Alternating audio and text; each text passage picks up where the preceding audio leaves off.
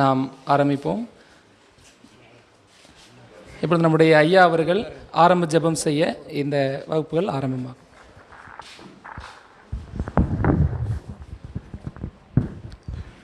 ஜெபம் செய்வோம். பரிசுத்தம் உள்ள எங்கள் அன்பின் ஆண்டவரே, இந்த மகிழ்ச்சியான இந்த நேரத்திற்காக நன்றி. எங்கள் வாழ்க்கை குறித்து நீர் அறிந்திருக்கிறீர். உம்மிடத்தில் அநேக காரியங்களை எதிர்பார்த்து காத்திருக்கிறோம். நன்மைகளை அருளுகிற ஆண்டவர் நீர்தான். சரியான நேரத்தில் சரியாய் கர்த்தர் கொடுக்கிறவராக இருக்கின்றீர். என்னுடைய வாழ்க்கையின் காரியங்கள் எவைகள் எப்பொழுது தேவை என்பதையும் அறிந்திருக்கிறேன். தாயை காட்டிலும் மேலாக நேசிக்கிற ஆண்டவர், அருமையான இந்த நாளிலும் இந்த சிறப்பான சென்ட் மைக்கேல் சொய்பிக்காக நமக்கு ஸ்தோத்திரம் செலுத்துகிறோம். டெட்டு தேர்வுக்காக ஆயத்தப்படும்படியாக ஆரம்பிக்கின்ற இந்த சிறப்பான நிகழ்விலே உங்களுடைய பிரசன்னத்தை எங்களுக்கு தாரும். வந்திருக்கின்ற அருமையான முதடியார்களையும் குறிப்பாக சிறப்பு விருந்தினர் ஒவ்வொருவரையும் ஆண்டவர் ஆசீர்வதித்திருளும். இந்த நேரத்திலும் தொடக்கம் முதல் முடிவறிந்த நீர் ஆண்டு நடத்தும். மீட்பர் இயேசு கிறிஸ்து மூலம் ஜெபிக்கிறோம் நல்ல பிதாவே, ஆமென்.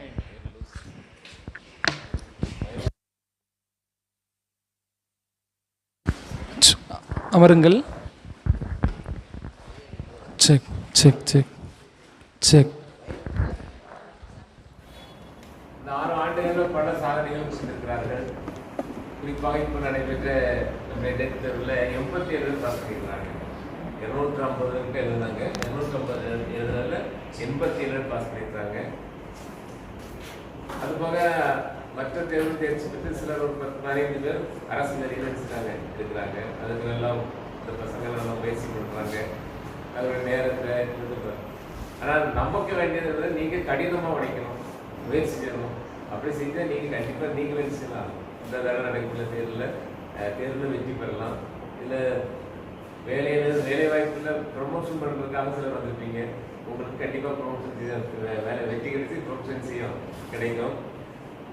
இவங்க மெழுகுவர்த்தியாக இருந்து உங்களுக்கு தர அந்த வெளிச்சத்தை நீங்கள் கிரகிச்சுட்டு உங்களுடைய திறமையை சேர்க்க எழுதி அதிக மதிப்பெண் பெற்று வெற்றி பெற வேண்டும் என்று வாழ்த்துகிறேன். இப்பொழுது நம்முடைய மத்தியில் அனைவருக்கும் வணக்கம். என் பேர் ஜெயச்சந்திரகலாம். இது வந்து 2021 வருஷம் வந்து ஒய்கே வந்து ஸ்டார்ட் பண்ணாங்க. நாங்கள் ஃபஸ்ட்டு டிஎன்பிஎஸ்சி படிக்கிறதுக்காக தான் வந்தோம். இந்த குரூப் 2, குரூப் 1, குரூப் 4லாம் கோச்சிங் ரெகுலராக கொடுத்துட்ருக்காங்க. ஸோ அதுக்கு தான் படிச்சுட்டு இருந்தோம். அதுக்கப்புறம் 2023 டெட் எக்ஸாம் வந்துச்சு. ஸோ அதுக்காக நாங்கள் ஸ்பெஷலாக எதுவும் படிக்கலை. நான் குரூப் 1, குரூப் 2கே ஸ்கூல் புக்ஸ் தான் படிப்போம். அப்படி படிக்கும்போது அதில் வந்து ஈஸியாக பாஸ் ஆக முடிஞ்சிச்சு.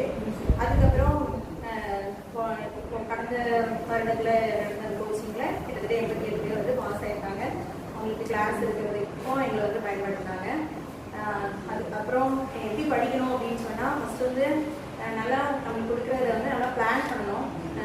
ஒவ்வொரு வாரமும் டெஸ்ட்டு கொடுப்பாங்க. எங்களுக்கு வந்து அழகாக போர்ஷன்ஸ்லாம் அழகாக கொடுத்துருவாங்க. ஒவ்வொரு வாரமும் என்ன படிக்கணும் அப்படிங்கிறத அந்த டைம் வந்து நம்ம வந்து கரெக்டாக யூஸ் பண்ணணும். ஒவ்வொரு வாரமும் கொடுக்குற போர்ஷன்ஸை வந்து கம்ப்ளீட் பண்ண பார்க்கணும்.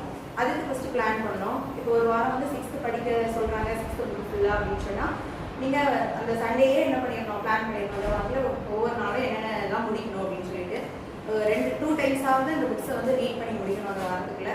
அப்புறம் டெஸ்ட் அட்டன் பண்ணணும். அப்புறம் படிக்கிறத எப்படி படிக்கணும் அப்படின்னு சொன்னால் நல்லா ஆசையாக படிக்கணும். ஏதோ கஷ்டப்பட்டு ஐயோ எக்ஸாம் எழுத வேண்டியது இருக்குது, கண்டிப்பாக பாஸ் ஆகிற நிலைமை இருக்குது அப்படிங்கிற ஒரு கஷ்டத்தோடு இல்லாமல் ஆசையாக படிக்கணும். இன்னும் புக்ஸில் என்ன தான் இருக்குது, இன்னும் நம்ம நல்லா என்ன தெரிஞ்சுக்கலாம் அப்படின்ட்டு ஆசையோடு படிக்கும்போது அது வந்து நம்மளுக்கு விருப்பமாக மாறிடும்.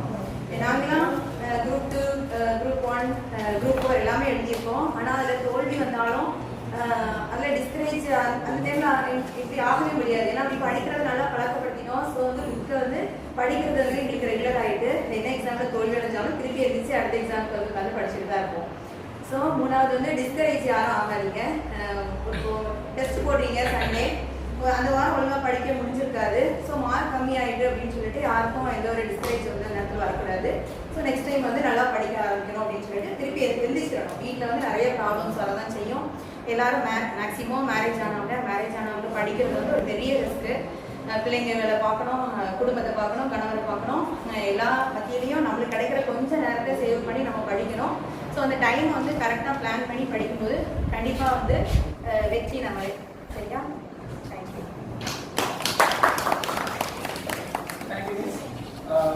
அடுத்தபடியாக ஜெரால்டு தம்பி அவர்கள் ஒரு சில வார்த்தைகள் பேசுவாங்க. இந்த ஜெரால்டு தம்பி வந்து நம்முடைய கோச்சிங் கிளாஸில் டிஎன்பிஎஸ் க்ளோஸ் கிளாஸில் படித்து இப்போ வந்து தாத்தாங்களும் பிஇஓ ஆஃபீஸில் அந்த ஆஃபீஸில் இருக்காங்க.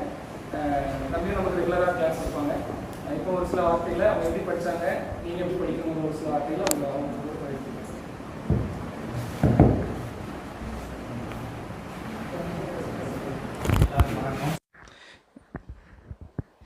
சரி, இங்கே மேக்ஸிமம் எல்லாருமே ஒர்க்கிங் டீச்சர்ஸ் இருப்பீங்கன்னு நினைக்கிறேன்.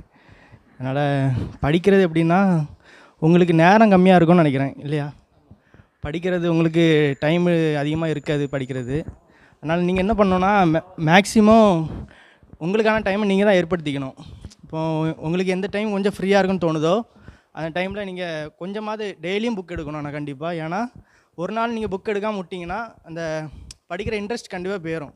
டிஎன்பிசி படிக்கிற ஆளுக்கு, இந்த காம்படிட்டிவ் ஃபீல்டில் இருக்கவங்களுக்கே ஒரு நாள் இந்த புக் எடுத்து படிக்கணும் அப்படிங்கிறத எடுக்கலைன்னா அந்த எண்ணம் போயிடும், படிக்கிறதே விருப்பம் இல்லாத மாதிரி இருக்கும். அதனால் கொஞ்சமாவது நீங்கள் டெய்லியும் ஒரு கொஞ்சம் டாப்பிக்காக படிச்சிருங்க.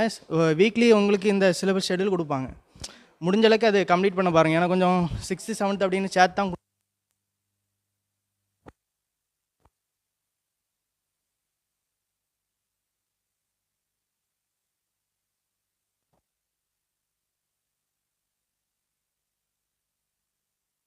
$150 கொஸ்டின் இருக்கிறதுனால கரெக்டான டைமுக்கு முடிக்கிறதுக்கு உங்களுக்கு ப்ராக்டிஸ் கிடைக்கும். நீங்கள் வீட்டில் ஆன்லைனில் ட்ரை பண்ணனாலும் வீட்டில் டைம் பண்ணி பார்த்தீங்கன்னா இந்த டெஸ்ட்டு யூஸ்ஃபுல்லாக இருக்கும். நீங்கள் படிச்சுட்டு மட்டுமே இருந்தாலுமே அது யூஸ்ஃபுல் இல்லை தான். டெஸ்ட்டு போட்டால் தான் உங்களுக்கு எந்தெந்த இடத்துல நீங்கள் மிஸ்டேக் பண்ணுறீங்க, எதில் கொஞ்சம் அதிக கான்சன்ட்ரேஷன் கொடுக்கலாம்.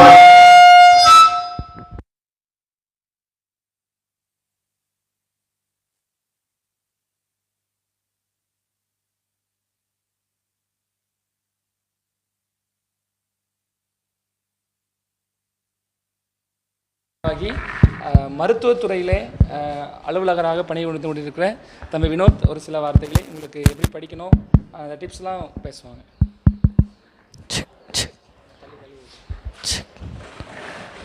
Good evening. ஓகே, எல்லாருமே மோஸ்ட்லி டீச்சர்ஸ் கொஞ்சம் பேர் இருப்பீங்க, அப்படி தானே? டீச்சர்ஸ் இருப்பீங்க. பிஎட் முடித்த இனிமேல் டீச்சர் ஆக போகிற கொஞ்சம் பேர் இருப்பீங்க. எல்லாருக்கும் குட் ஈவினிங். எல்லாருக்கும் குட் ஈவினிங். நான் வந்து ஜூனியர் அசிஸ்டண்ட்டாக குரூப் 4ல் அப்பாயின்மெண்ட் ஆகி இப்போ திண்டுக்கல் மெடிக்கல் காலேஜில் ஒர்க் பண்ணுறேன். என்ன ஒரு எக்ஸாம்னாலும் ஓகே, டெட்டாக இருக்கலாம், டிஎன்பிஎஸ்ஸாக இருக்கலாம், யூபிஎஸ்சியாக இருக்கலாம். அதில் மெயின் கான்செப்ட் ரொம்ப ரொம்ப இம்பார்ட்டண்ட் என்ன தெரியுமா? கன்சிஸ்டன்சி. கன்சிஸ்டன்சின்னு என்னது? நிலைப்பு தன்மை. நம்ம எல்லாருக்குமே ஒரு இன்ட்ரெஸ்ட் இருக்கும், இல்லை ஒரு ட்ரீம் இருக்கும். இதாகணும், நான் ஒரு கலெக்டர் ஆகணும், இல்லை ஒரு பிஸ்னஸ்மேன் ஆகணும், இல்லை ஒரு மிஷினரி ஆகணும். நமக்குன்னு ஒரு ட்ரீம் எல்லாருக்குமே இருக்கும். ஆனால் அந்த ட்ரீம் எப்போ தெரியுமா அச்சீவ் ஆகும்? அந்த ட்ரீமாக இல்லாமல் அதுக்காக ஒரு குட்டி எஃபர்ட் நம்ம போடும்போது அது அச்சீவ் ஆகும். எல்லாருக்குமே இப்போ எக்ஸாம் பாஸ் ஆகணுங்கிற மைண்ட் செட்டில் எல்லாருமே வந்திருக்கிறோம். ஆனால் நம்ம மனசுக்கு நமக்கே தெரியும் அதுக்காக நம்ம என்ன எஃபர்ட் போடுறோம், இல்லை என்ன எஃபர்ட் போட போகிறோம், நம்ம என்ன முயற்சி பண்ண போகிறோம் அப்படிங்கிறது நமக்கே தெரியும். இப்போ ஒரு ஸ்டெப் நம்ம முன்னால் வச்சிட்டோம், டெட்டு படிக்க போகிறோம் அப்படின்னு. என்ன பண்ணணும்? முதல்ல உங்கள் மைண்ட் என்ன பண்ணணும்? ஃபிக்ஸ் பண்ணணும். எவ்வளோ பெரிய விஷயமா இருக்கலாம், அது யாரோ ஒருத்தர் என்ன பண்ணுறாங்க, செஞ்சுக்கிட்டு தான் இருக்காங்க. மேபி கலெக்டர் ஆகிறது வந்து என்னது ஒரு பெரிய விஷயம், அப்படி தானே? ஆனால் அதையும் என்ன பண்ணுறாங்க, 21 இயர்ஸில் கம்ப்ளீட் பண்ணி கலெக்டர் ஆகிறாங்க. பிஸ்னஸ் மேனாக இருக்கலாம், அதையுமே அந்த ஒரு 20 ஏஜ் 20 18 ஸோ இந்த ரேஞ்சில் என்ன பண்ணுறாங்க, கம்ப்ளீட் பண்ணுறாங்க. எதனால்? பிகாஸ் அவங்களுடைய மைண்ட் செட் வந்து செய்யணும் அப்படிங்கிற முடிவு நம்ம மைண்டில் வருது. இப்போ நீங்கள் யோசிச்சு பாருங்கள், நீங்கள்லாம் இப்போ நம்ம எல்லாருமே என்ன பண்ண போகிறோம், டெட்டுக்கு படிக்க போகிறோம். டெட்டுக்கு படிக்க போகிறோம் அப்படிங்கிறது ஒரு மைண்ட் செட் நமக்கு மைண்டுக்கு வந்ததுக்கப்புறம் தேவையில்லாத டைம் என்ன பண்ணணும், வேஸ்ட் பண்ணுற டைமை சேவ் பண்ண பார்க்கணும். இது கன்சிஸ்டன்சி, நிலையாக படிக்கிறது. சப்போஸ் இப்போ ஒரு 6 months இருக்குன்னு வச்சுக்கோங்களேன். இப்போ ஜூலை நமக்கு என்னது எக்ஸாம், இது February, March, April, May, June, July, 5வது மாதம் எக்ஸாம். ஸோ 4 months, 4 மாதம் இருக்குது. இந்த 4 மாதம் உங்களோட டைமை வேஸ்ட் பண்ணாமல் திரும்ப திரும்ப படிக்கணும். ஒரு 2 நாள் புக் எடுத்ததுக்கப்புறம் 3ஆவது நாள் என்ன ஆகும் தெரியுமா? இந்த புக்கை எடுக்கணுமா? நம்ம மைண்ட் அவ்வளோ கஷ்டப்படும். என்னடா உட்காந்து படிக்கணுமா, அவ்வளோ கஷ்டப்படும். யங் ஸ்டேஜ்னால் கொஞ்சம் பரவாயில்லாமல் இருக்கும். கொஞ்சம் ஸ்டேஜ் ஆனதுக்கப்புறம், ஒரு ஏஜ் ஆனதுக்கப்புறம் என்ன ஆயிரும், ஆட்டோமேட்டிக்காக நமக்கே ஒரு டயர்டு வந்துடும். ஆனால் யோசிச்சு பாருங்கள், அதே டயர்டு நம்ம ஒரு புதுசாக ஒரு இடத்துக்கு போகிறோம், டெல்லிக்கு போகிறோன்னு வச்சுக்கோங்களேன், நம்ம மைண்ட் என்ன ஆகும், தூக்கம் கூட வராது. நம்ம பாடி எப்படி இருக்கும், ஃப்ரெஷ்ஷாக இருக்கும். எதனால் தெரியுமா? நம்ம மைண்ட் செட். புதுசாக ஒரு இதை எக்ஸ்ப்ளோர் பண்ண போகிறோம், தெரிஞ்சுக்க போகிறோம் அப்படின்னா, அதாவது ஒரு புதுசாக ஒரு இடத்துக்கு போகிறோம் அப்படின்னா நம்ம மைண்ட் எப்படி ஆகும்னா ஃப்ரெஷ்ஷாக இருக்கும். அதே இது படிக்கணும்னு நினைக்கும் போது மட்டும் நம்ம மைண்டு ஃப்ரெஷ்ஷாக ஆகாமல் டல் ஆகும். எதனால் அப்படின்னா நம்மளோட மைண்ட் செட் என்ன ஆகாது தெரியுமா, அதை நம்ம அப்படியே டம்ப் பண்ணிடுவோம். அதாவது படிக்கணுமா படிக்கணுமா அப்படின்னு ஒரு கடமையாக்கிடுவோம். எப்படி ஒரு புதுசாக ஒரு இடத்துக்கு போகிறது நமக்கு பிடிக்குதோ, வித்தியாசமாக இருக்கோ, நம்ம அதை வந்து எப்படி இருக்குன்னு நம்ம தெரிஞ்சுக்க போகிறோம் அப்படிங்கிற ஆர்வம் இருக்குதோ, அதே ஆர்வத்தை நம்ம படிக்கும் போதும் என்ன இருக்குது அப்படின்னு தெரிஞ்சுக்கலாம் அப்படிங்கிற ஒரு மைண்ட் செட்டில் நம்ம படிக்கும்போது அது என்ன ஆகும்னா படிக்கிறது ஈஸியாக இருக்கும். ரெண்டாவது உங்களுக்கு ஈஸியாக அண்டர்ஸ்டாண்ட் ஆகும். காரியம் கன்சிஸ்டன்சி, நிலையாக படிக்கணும். படிக்கிறது ஆரம்பிச்சிட்டோம் அப்படின்னா நிலையாக படிக்கணும். ரெண்டாவது டைம் மேனேஜ்மெண்ட். நம்முடைய டைம் நிறைய நேரங்களில் வேஸ்ட் ஆகும், நமக்கே தெரியும். மொபைல் எடுத்தால் 1 மணி நேரம் 2 மணி நேரம் போயிடும். இல்லை சும்மா கதை விடுறதுக்கு வெளியே போய் உட்காந்தா 1 மணி நேரம் 2 மணி நேரம் போயிடும். ஸோ நம்மளோட லைஃப் இது இந்த டேர்னிங் பாயிண்ட். ஸோ நம்மளுடைய டைமையை நல்லபடியாக யூஸ் பண்ணணும். கடைசியாக ஒன்று, ரீடிங். உங்கள் புக்கை என்ன பண்ணுங்கள், இப்போ டெஸ்ட்டு சப்ஜெக்ட் இருக்குது, ஸோ என்ன பண்ணுங்கள், திரும்ப திரும்ப ரீட் பண்ணுங்கள். ஒரே டைம் ரீட் பண்ணால் ஏதோ ஒன்று தெரிஞ்ச மாதிரி இருக்கும். செகண்ட் டைம் ரீட் பண்ணும்போது கொஞ்சம் கொஞ்சம் தெரிஞ்ச மாதிரி இருக்கும். 3ஆவது டைம் ரீட் பண்ணும்போது ஏதோ தெரிஞ்சிருக்குன்னு மாதிரி இருக்கும். அதே டெஸ்ட் போடும்போது என்ன தெரியுமா ஆகும், ஒன்றுமே தெரில. படிச்சிருப்பீங்க 3 வாட்டி 4 வாட்டி படிச்சிருப்பீங்க. ஆனால் டெஸ்ட் போடும்போது என்ன ஆயிரும், ஒன்றுமே தெரியாத மாதிரி 2 மார்க்கு 3 மார்க்லாம் எடுப்போம். ஸோ அந்த மாதிரியும் இருக்கும். ஆனால் என்ன பண்ணிடக்கூடாது, மனம் துவழ்ந்து கூட கூடாது. மறுபடி படிக்க தான், மறுபடி டெஸ்ட் போட தான் நம்ம என்ன பண்ணுவோம், எக்யூப் ஆகும். நல்ல ஒரு ஸ்டேஜஸ்க்கு நம்ம வர முடியும். ஃபஸ்ட்டு எடுத்த உடனே நமக்கு ஸ்கூலில் நல்லாவே தெரியும். ஃபஸ்ட் எடுத்த உடனே பிள்ளைங்க நல்லா படிக்குமா, இல்லை, நம்ம கம்பல் பண்ணியிருப்போம். அந்த பிள்ளைங்களை உட்கார வச்சு சொல்லிக் கொடுப்போம். திரும்ப படிக்கும்போது என்ன ஆயிரும், அந்த பிள்ளைங்க படிக்க ஆரம்பிச்சிடும், பாஸ் மார்க் எடுத்துரும். ஈவன் ஃபெயில் ஆகிற மார்க்கில் இருந்தால் கூட பாஸ் மார்க்கு எடுத்துரும். எதனால், திரும்ப படிக்க வைக்கிறதால. அதே தான் நம்மளும் பண்ண போகிறோம். திரும்ப படிக்க போகிறோம். வீக்லி கரெக்டாக டெஸ்ட் போட போகிறோம், பாஸ் பண்ண போகிறோம். Okay, thank you. தேங்க்யூ. இப்போ அடுத்ததாக நான் தான் பேச போகிறேன், வேறு யாரும் இல்லை. ஆசிரியர்களுக்கெல்லாம் ஆசிரியராம் இயேசு கிறிஸ்துவின் நாமத்தினாலே உங்கள் யாவரையும் அன்போடு வாழ்த்துக்கிறேன். இந்த ஆசிரியர் தகுதி தேர்வு 2023ஆம் ஆண்டில் நடைபெற்ற தேர்விலே எனக்கு ஆண்டவர் ஒரு 96 மதிப்பெண்களை கொடுத்தார். பாஸ் ஆகிற கிருபை செய்தார். எல்லோரும் நிறையா சொல்லியிருப்பாங்க, அவங்க படித்த டிப்ஸ் அண்ட் ட்ரிக்ஸ்லாம் சொல்லியிருப்பாங்க. நான் அவங்ககிட்ட இன்னும் கொஞ்சம் டெக்னிக்கலாக இறங்கி டெட் சம்மந்தமாக ஒரு சில காரியங்களை சொல்ல ஆசைப்படுறேன். அதுக்கு முன்னாடி ஓடிபி உங்களுக்கு எல்லாருக்கும் தெரியும், அப்படி தானே? ஓடிபின்னா என்னது? ஓடிபினா உங்களுக்கு வந்து என்ன, நான் உங்களுக்கு ஷார்ட்டாக சொல்லித்தரேன். பாஸ்வேர்டை விட்டுருங்க, வேர்டை விட்டுருங்க. ஓடிபினா இப்போ என்னது? 1 டைம் என்னது? டெட் எக்ஸாம் வந்து ஓடிபி 1 டைம் பாஸ் பண்ணால் போதும், சரியா? அது லைஃப் லாங் நமக்கு அது கூடவே இருக்கும். எப்படி நீங்கள் 10th பாஸ் ஆகி திரும்ப யாராவது 10th எழுதணுமா? எழுத மாட்டோம். 12th யாராவது எழுதணுமா? எழுத மாட்டோம், இல்லையா? ஸோ அதே போல் நீங்கள் 1 டைம் பாஸ் பண்ணால் போதும். அதுதான் உங்களுக்கு முதல் மோட்டிவேஷனாக இருக்கும். நான் ஒருக்கா பாஸ் பண்ணி அதை அப்படியே வைக்க போகிறேன், அதுக்கப்புறம் அதை பற்றி நான் பயப்பட வேண்டியதில்லை, சரியா? ஸோ ஃபஸ்ட்டு நீங்கள் உங்கள் மைண்டில் ஏற்ற வேண்டியது ஃபஸ்ட்டு ஓடிபி, ஓகே? ரெண்டாவது 100, ஓகேவா? என்ன ஏற்ற போகிறீங்க? உங்களுடைய எய்ம் எத்தனை அப்படின்னா, டிஎம்கே கவர்மெண்ட் வரும், எலெக்ஷன் வரும், அதுக்காக ஒரு 5% குறைப்பாங்க. அப்புறம் இன்னொரு கவர்மெண்ட் வரும், 5% கூட்டுவாங்க. அதெல்லாம் நமக்கு தேவையில்லை. நமக்கு தேவையான மார்க்கு 100 மார்க், சரியா? ஸோ அதில் காம்ப்ரமைஸ் பண்ணக்கூடாது. எனக்கு 82 போதும் அப்படின்னு நீங்கள் நினைக்கவே கூடாது. நீங்கள் ஒர்க்கிங் ஸ்டாஃப் இருக்கிறீங்க, இன்னும் நான் ஒர்க்கிங் ஸ்டாஃப் இருக்கீங்க, எல்லாருமே இருக்கிறோம், படித்தவங்க எல்லாருமே இருக்கிறீங்க. ஸோ தயவு செய்து உங்களுடைய எய்மை நீங்கள் எத்தனைக்கு செட் பண்ணணும் சொல்லுங்கள்? 100 தான் உங்கள் எய்மாக இருக்கணும், சரியா? போன டைம் நான் இதே வார்த்தைகள் தான் சொன்னேன், 100 தான் உங்களுடைய எய்ம் அப்படின்னு சொன்னேன். ஸோ அதே போல் எங்களுக்கு நாங்கள் ஒரு எய்ம் வச்சுருந்தோம், 100 பேராவது டெட்டு பாஸ் பண்ணோம் அப்படின்னு வச்சுருந்தோம். 87 பேர்கிட்ட என்ன பண்ணாங்க, பாஸ் பண்ணாங்க. ஸோ எப்போவுமே நம்ம அச்சீவ் பண்ணுறதுக்கு கொஞ்சம் அதிகமாக வச்சா தான் நம்ம அச்சீவ் பண்ணுறதை என்ன பண்ண முடியும், அப்படி தானே. நான் ஸ்கூல் படிக்கும்போது அப்படி தான் சொன்னேன், நீ 1000 மார்க் எடுக்கணும் அப்படின்னு எங்கள் அம்மா சொன்னாங்க. நானும் 1000 நினச்சி படித்தேன். 962 மார்க் தான் என்ன பண்ணேன், எடுத்தேன். அதில் நீங்கள் 82ன்னு வச்சிங்கன்னு வச்சுக்கோங்களேன், அதோட கண்டிப்பாக குறையாக தான் வரும். 1 மார்க் 2 மார்க் குறைஞ்சாலும் நம்மளால் அதை அக்செப்ட் பண்ணவே முடியாது. ரிசல்ட் அன்னைக்கு நமக்கு ரொம்ப மனசு சங்கடமாயிரும். ஸோ தயவுசெய்து நீங்கள் உங்களுடைய ஏமை நீங்கள் வைக்க வேண்டியது என்ன அப்படின்னு பார்த்தீங்கன்னா 100, ஓகேவா. ஸோ நீங்கள் அதை மாற்றிடவே கூடாது, காம்ப்ரமைஸ் பண்ணவே கூடாது. 100 ஓகே. அடுத்தது என்ன சப்ஜெக்ட்லாம் படிக்கணும்னு உங்களுக்கு தெரியும். தமிழ் இங்கிலீஷ் படிக்கிறவங்களுக்கு வந்து பிரச்சனை இல்லை, அவங்க வந்து எதனாலும் படிக்கலாம். தமிழ் இங்கிலீஷ் மேஜர் உள்ளவங்க, பேப்பர் 2க்கு நான் சொல்லிட்டு இருக்கேன். தமிழ் இங்கிலீஷ் மேஜர் உள்ளவங்க தமிழ் இங்கிலீஷு மேத்ஸு சயின்ஸு சைக்காலஜியும் எழுதலாம். தமிழ் இங்கிலீஷு சோசியல் சைக்காலஜியும் என்ன பண்ணலாம், எழுதலாம். தமிழ் இங்கிலீஷ் மட்டும் உள்ளவங்க. மற்ற மேஜர் உள்ள பேப்பர் 2ல் உள்ளவங்க எல்லாருமே லைக் ஆர்ட்ஸ் படிச்சிருக்கவங்க அவங்க வந்து கண்டிப்பாக எதாவது எழுதணும், சோசியல் சயின்ஸ் தான் இருக்கணும். அதாவது இங்கிலீஷு தமிழ் படித்தவங்க பிரச்சனை இல்லை, மற்ற இந்த ஹிஸ்ட்ரிலாம் படித்தவங்க கண்டிப்பாக சோசியல் சயின்ஸ் எழுதணும். பிஎஸ்சி சயின்ஸ் படிச்சிருக்கிறவங்க என்ன எழுதணும், சயின்ஸ் தான் செலக்ட் பண்ணணும், மேத்ஸு சயின்ஸ் செலக்ட் பண்ணணும், சரியா. ஸோ நான் உங்களுக்கு ஒரு ஃபார்முலா சொல்லித்தரேன், அதை நீங்கள் ஃபாலோ பண்ணுங்கள்.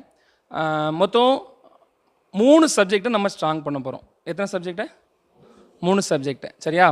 3 சப்ஜெக்ட் என்னெல்லாம்னு பார்த்தீங்கன்னா தமிழ், இங்கிலீஷ், அதுக்கப்புறம் நீங்கள் சயின்ஸில் எக்ஸ்பர்ட்டாக இருந்தால் சயின்ஸ் வச்சுக்கோங்க, மேத்ஸில் எக்ஸ்பர்ட்டாக இருந்தால் மேத்ஸ் வச்சுக்கோங்க, சரியா. 3லையும் நம்ம 30 அவுட் ஆஃப் 30 என்ன பண்ணணும், எய்ம் பண்ணணும், சரியா. ஸோ சோசியல் சயின்ஸ் படிக்கிறவங்க 60க்கு நீங்கள் எத்தனை எடுக்கணும், மினிமம் எத்தனை எடுக்கணும், 30 என்ன பண்ணணும் எடுக்கணும். தமிழில் 30, இங்கிலீஷில் 30, அதுக்கப்புறம் சோசியல் சயின்ஸில் அல்லது நீங்கள் மேத்ஸ்னால் மேத்ஸு ஆர் சயின்ஸ் 30 என்ன பண்ணணும், எய்ம் பண்ணணும். இதுதான் உங்களுடைய ப்ரைமரி அப்ஜெக்டிவ். இதெல்லாம் நீங்கள் இந்த பேட்டர்னில் தான் நீங்கள் ஃபாலோ பண்ணணும், சரியா. அதுக்கப்புறம் இன்னொரு சப்ஜெக்ட் இருக்கா, பேர் என்னது, சைக்காலஜிங்கிறது வந்து இந்திய பெருங்கடலோட ஆழமானதுன்னு நான் சொல்லுவேன். ஏன்னா நீங்கள் இந்த பக்கம் போனீங்கன்னா அந்த பக்கம் கேட்பாங்க, அந்த பக்கம் போனீங்கன்னா அந்த பக்கம் கேட்பாங்க. நமக்கே நம்மளே சைக்காலஜிக்கலாக பாதிக்கப்பட்டிருப்போம். அதனால் வந்து நீங்கள் அதை படிக்க வேண்டாம் நான் சொல்ல மாட்டேன், தயவுசெய்து நான் அதை அப்படி நான் ஒருபோதும் நான் டிமோட்டிவேட் பண்ண மாட்டேன். உங்களுக்கு ஒருவேளை சைக்காலஜி பிடிச்சவங்க இருப்பீங்க, இன்னும் சிக்மண்ட் ஃப்ராய்ட் புக்கு வாசிக்கிறவங்களாம் இருப்பீங்க. ஸோ தயவுசெய்து நீங்கள் படிங்க, தப்பே இல்லை. ஆனால் அது வந்து இல்லை எனக்கு அவ்வளோ முடியுமான்னு தெரில அப்படின்னா அவாய்ட் பண்ணுறது பெட்டர். படிக்க வேண்டான்னு சொல்லலை, அவாய்ட் பண்ணணுன்னா தாராளமாக பண்ணிக்கலாம். ஆனால் 3 சப்ஜெக்டில் ஸ்ட்ராங்காக இருந்தால் தான் நான் சொல்கிற ஆப்ஷன் எடுக்கணும். புரியுதா உங்களுக்கு. ஒரு 2 சப்ஜெக்டை அவாய்ட் பண்ணிவிட்டு நீங்கள் 30-40 மார்க் தான் வந்திருக்கு, நீங்கள் அன்றைக்கி வந்து எனக்கு கம்ப்ளைண்ட் பண்ணக்கூடாது.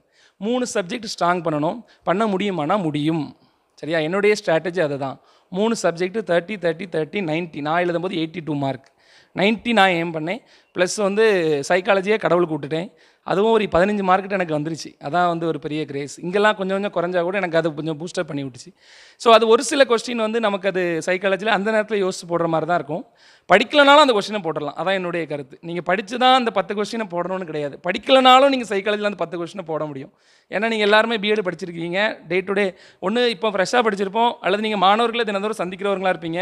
அதனால் அது வந்து உங்களுக்கு ஒரு பெரிய கஷ்டமாக என்ன பண்ணாது இருக்காது, சரியா. ஆங்கிலத்தில் ஒரு ப்ராவர்ப் சொல்லுவாங்க, best time to plant a tree was 20 years ago, second time is now அப்படின்னு சொல்லுவாங்க. அதாவது ஒரு மரத்தை நடுறதுக்கு நல்ல நேரங்கிறது 20 வருஷத்துக்கு முன்னாடி. அப்போ நட்டிருந்தா என்ன ஆயிருக்கும், இப்போ வந்து மரமாக இருக்கும், நம்ம அதோடைய கனிகளை சாப்பிட்ருக்கலாம். 2வது நல்ல நேரம் என்னதுன்னா இன்னைக்கு, இப்போது, சரியா. ஸோ டுமாரோ நெவர் கம்ஸ், சரியா. நன்றே செய் அதை இன்றே செய், அதை தான் நம்மளுடைய ஸ்ட்ராட்டஜியாக இருக்க போது. ஸோ நமக்கு வந்து ஒன்று நீங்கள் நினச்சிருக்கலாம், ஒருவேளை சரி நான் படித்தா பாஸ் பண்ணியிருப்பேனே, மரத்தை வச்சுருந்தா மாம்பழம் கிடச்சிருக்குமே அப்படின்னு நம்ம நினைப்போம். உண்மைதான், ஆனால் வைக்கலை, வேறு என்ன செய்ய முடியும், இன்றைக்கி வைப்போம். புரியுதா உங்களுக்கு. ஸோ நீங்கள் நினச்சிருந்தா நம்ம அப்போமே படித்து பாஸ் பண்ணியிருந்துருக்கணும், பண்ணலை. அதை பற்றி ஒரு கவலைப்படுறதுக்கு ஒன்றுமே இல்லை, ஒரு வரியும் இல்லை. நீங்கள் திரும்ப என்ன பண்ணுங்கள், இப்போது படிக்க ஆரம்பிக்கலாம், no problem. So age is just a number. உடனே எனக்கு வந்து 40 வயசு ஆகிட்டு எனக்கு இன்னும் 2 மாதம் இருந்திருந்தால் நான் இதுலேருந்து எக்ஸ்பர்ட்டாக வெளியே போயிருப்பேன். எனக்கு ஒரு 5 மாதத்தில் நான் எழுத வேண்டியதாகிட்டு அப்படின்னு நிறைய ஒர்க்கிங் ஸ்டாஃபோ எனக்கு 1 வருஷம் கம்மியாக இருந்துச்சுன்னா எனக்கு ஒரு நல்ல ஒரு வாய்ப்பாக நினச்சிக்கோங்க. உங்களுடைய திறமைகளை இன்னும் டெவலப் பண்ணுறதுக்கு, நீங்கள் உருவாக்க போகிற பிள்ளைங்களை இன்னும் ஒரு புத்திசாலி குழந்தைகளாக மாற்றுறதுக்கு கடவுள் உங்களுக்கு இன்னொரு வாய்ப்பு என்ன பண்ணியிருக்காரு, தந்திருக்காரு. சுமையாக நினைக்காதீங்க, சரியா? ஸோ நல்லா என்ஜாய் பண்ணி படிங்க, டெஸ்ட் போடுங்க, ஒரு ஹெல்த்தி காம்படிஷனை வளர்த்துக்கோங்க. உங்கள் கூட உள்ளவங்க கூட கம்பேர் பண்ணி பாருங்கள், நம்ம போன வாட்டி எவ்வளோ எடுத்திருக்கோம், உங்கள் கூடயே நீங்கள் போட்டி போடுங்க. ஸோ நிறையா என்னுடைய பிரதர்ஸ் நிறையா சொல்லியிருப்பாங்க. ஸோ அதெல்லாம் நீங்கள் அபியாசிச்சு பாருங்கள், கண்டிப்பாக உங்களால் என்ன பண்ண முடியும், வெற்றி பெற முடியும். சரியா? ஸோ நான் சொன்னேன், முதல்ல என்ன சொன்னேன், ஓடிபி 1 டைம் பாஸ் பண்ண போகிறோம், அவ்வளோதான். ரெண்டாவது 100, ஏம் 100, 100 பேர் 100 மார்க் என்ன பண்ணணும். நாங்கள் 100 பேர் நாங்கள் வச்சுருக்கோம், இந்த வாட்டி 100 பேர் இலக்கு வச்சுருக்கோம். நீங்கள் என்ன பார்த்தோன்னா 100 மார்க், அதில் காம்ப்ரமைஸே. திரும்பியும் சொல்கிறேன், 82 மார்க் தானே தம்பிக்கு 100 மார்க் சொல்கிறேன் அப்படின்னு நினைக்காதீங்க. தயவுசெய்து 100 மார்க்குக்கு எய்ம் பண்ணுங்கள். சரியா? நீங்கள் டெஸ்ட்டு போட்டிங்க, நீங்கள் 82 மார்க் தாண்டினாலுமே நீங்கள் கவலை ரிலாக்ஸ் ஆகக்கூடாது. நம்ம ஏம் என்னது 100. அப்படி நீங்கள் ஒர்க் பண்ணால் தான் உங்களுக்கு வந்து ரிசல்ட் அன்றைக்கி வந்து ரொம்ப விக்டோரியஸாக இருக்கும். அடுத்தது நீங்கள் பார்த்தீங்க அப்படின்னா ரெகுலர் கிளாஸுக்கு வாங்க. அதே நான் சொல்லணும்னு நினச்சேன். ஒருவேளை நீங்கள் பக்கத்தில் இன் அண்ட் அரவுண்ட் முதலூராக இருந்துச்சுன்னா எல்லாருக்கும் வேலை உண்டு. சரியா? எல்லாருக்கும் வேலை உண்டு, தலைக்கு மேலே வேலை உண்டா இல்லையா? எங்கள் எல்லாருக்குமே நிறையா வேலை இருக்குது. அதெல்லாம் அதோட சேர்த்து தான் இதையும் ஒன்று பண்ணிகிட்ருக்கோம், செஞ்சிட்ருக்கோம். உங்களுக்கும் குடும்ப சுமைகள், நிறைய பெண்கள் இருக்கீங்க, குடும்ப காரியங்கள் இருக்கும், கமிட்மெண்ட்ஸ் இருக்கும், ஒத்துக்கிறோம். ஆனால் இந்த 3 மணி நேரத்தை தயவு செய்து ஒதுக்குங்க. சரியா? ஒர்க்கிங் ஸ்டாஃப் இருக்கீங்க, இன்றைக்கி தான் கொஞ்சம் ரெஸ்ட் எடுக்கணும்னு தோணும். ஆனால் இந்த எக்ஸாம் வரைக்குமாவது தயவு செய்து நீங்கள் ரெகுலராக வந்தீங்க அப்படின்னா, ரெகுலராக நீங்கள் இன்ட்ராக்ட் பண்ணுறதுக்கு, உங்களை கைட் பண்ணுறதுக்கு, நீங்கள் பர்சனலாக வர்றது, கேட்குற டவுட்டு எல்லாத்துக்குமே குரூப் 1 லெவலில் ப்ரிப்பேர் பண்ணுற அன்னை மாதிரி தான் என்ன பண்ணுறாங்க, சீனியர்ஸாக இருக்கிறாங்க. ஸோ உங்களுடைய டவுட் எல்லாமே 100க்கு 100 கிளாரிஃபை பண்ணப்படும். நீங்கள் கண்டிப்பாக பாஸ் பண்ண முடியும். சரியா? ஸோ 2 பேருடைய பங்களிப்பு வேணும். நாங்கள் முழு மூச்சாக உங்களுக்கு என்னெல்லாம் செய்யணுமோ எல்லாமே செய்வோம். நீங்களும் எங்களுக்கு கொஞ்சம் ஒத்துழைப்பு கொடுத்தீங்க அப்படின்னா கண்டிப்பாக நீங்கள் அன்னைக்கு ஃபோன் பண்ணி என்ன சொல்லுவீங்க, நான் பாஸ் பண்ணிவிட்டேன், எனக்கு ரொம்ப சந்தோஷம் அப்படின்னு என்ன நல்ல காரியத்தை பகிர்ந்து கொள்வீங்க. ஸோ தொடர்ந்து உங்களுக்காக நாங்கள் ஜெபிக்கிறோம், உங்களுக்காக நாங்கள் எல்லா உதவிகளும் செய்கிறோம். ஆண்டவர் உங்களை ஆசீர்வதிப்பார், நல்ல மதிப்பெண் தந்து நீங்கள் பாஸ் பண்ணுறதுக்கு கடவுள் கிருபை செய்வாங்க. தேங்க்யூ.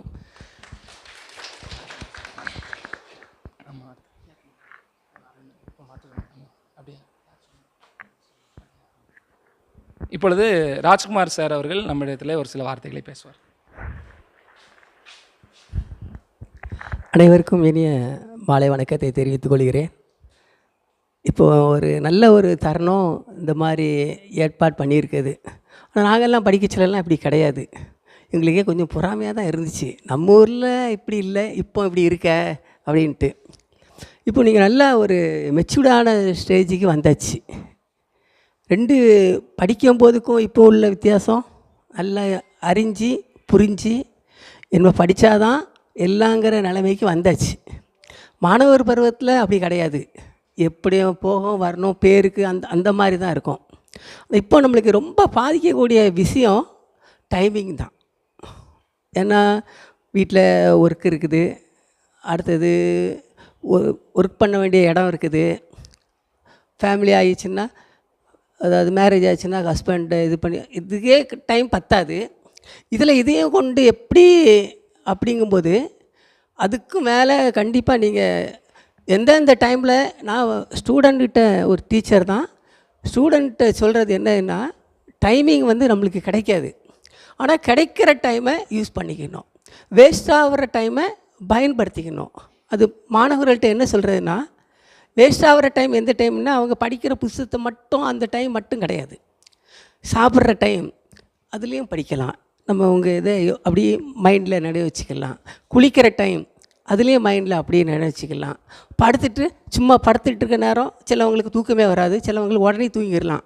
அவன் அந்த படுத்துட்டு இருக்க டைமில் அதுதான் ரொம்ப இன்ட்ரெஸ்டாக அப்படி ஒரு உங்கள் பிளானை உங்கள் சப்ஜெக்டை நினச்சிட்டு அப்படியே இது பண்ணால் அது ஒரு தூக்கம் வந்து சொர்க்கத்தில் போன மாதிரி ஆயிரும்.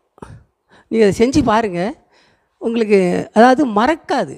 ஏன்னா இப்போது நல்ல எல்லாமே நம்ம நல்லா படித்து நல்லா ப்ரிப்பேர் பண்ணியிருப்போம், அடுத்த செகண்டில் மறந்துடும். அந்த மறக்கிறதுக்கு அதை போக்குறதுக்கு ரீகால் திரும்ப திரும்ப திரும்ப சும்மா போயிட்டுருக்க நேரம், பஸ்ஸில் போயிட்டுருக்க நேரம், சமையல் செஞ்சிட்ருக்க நேரம், ஒர்க்கிங்கில் மற்ற அதாவது நான் பையன்கிட்ட சொல்கிறது அதுதான், ரோட்டில் போச்சில் மட்டும் சிந்திக்கக்கூடாது, மற்ற எல்லா டைம்லேயும் சிந்திக்கலாமே.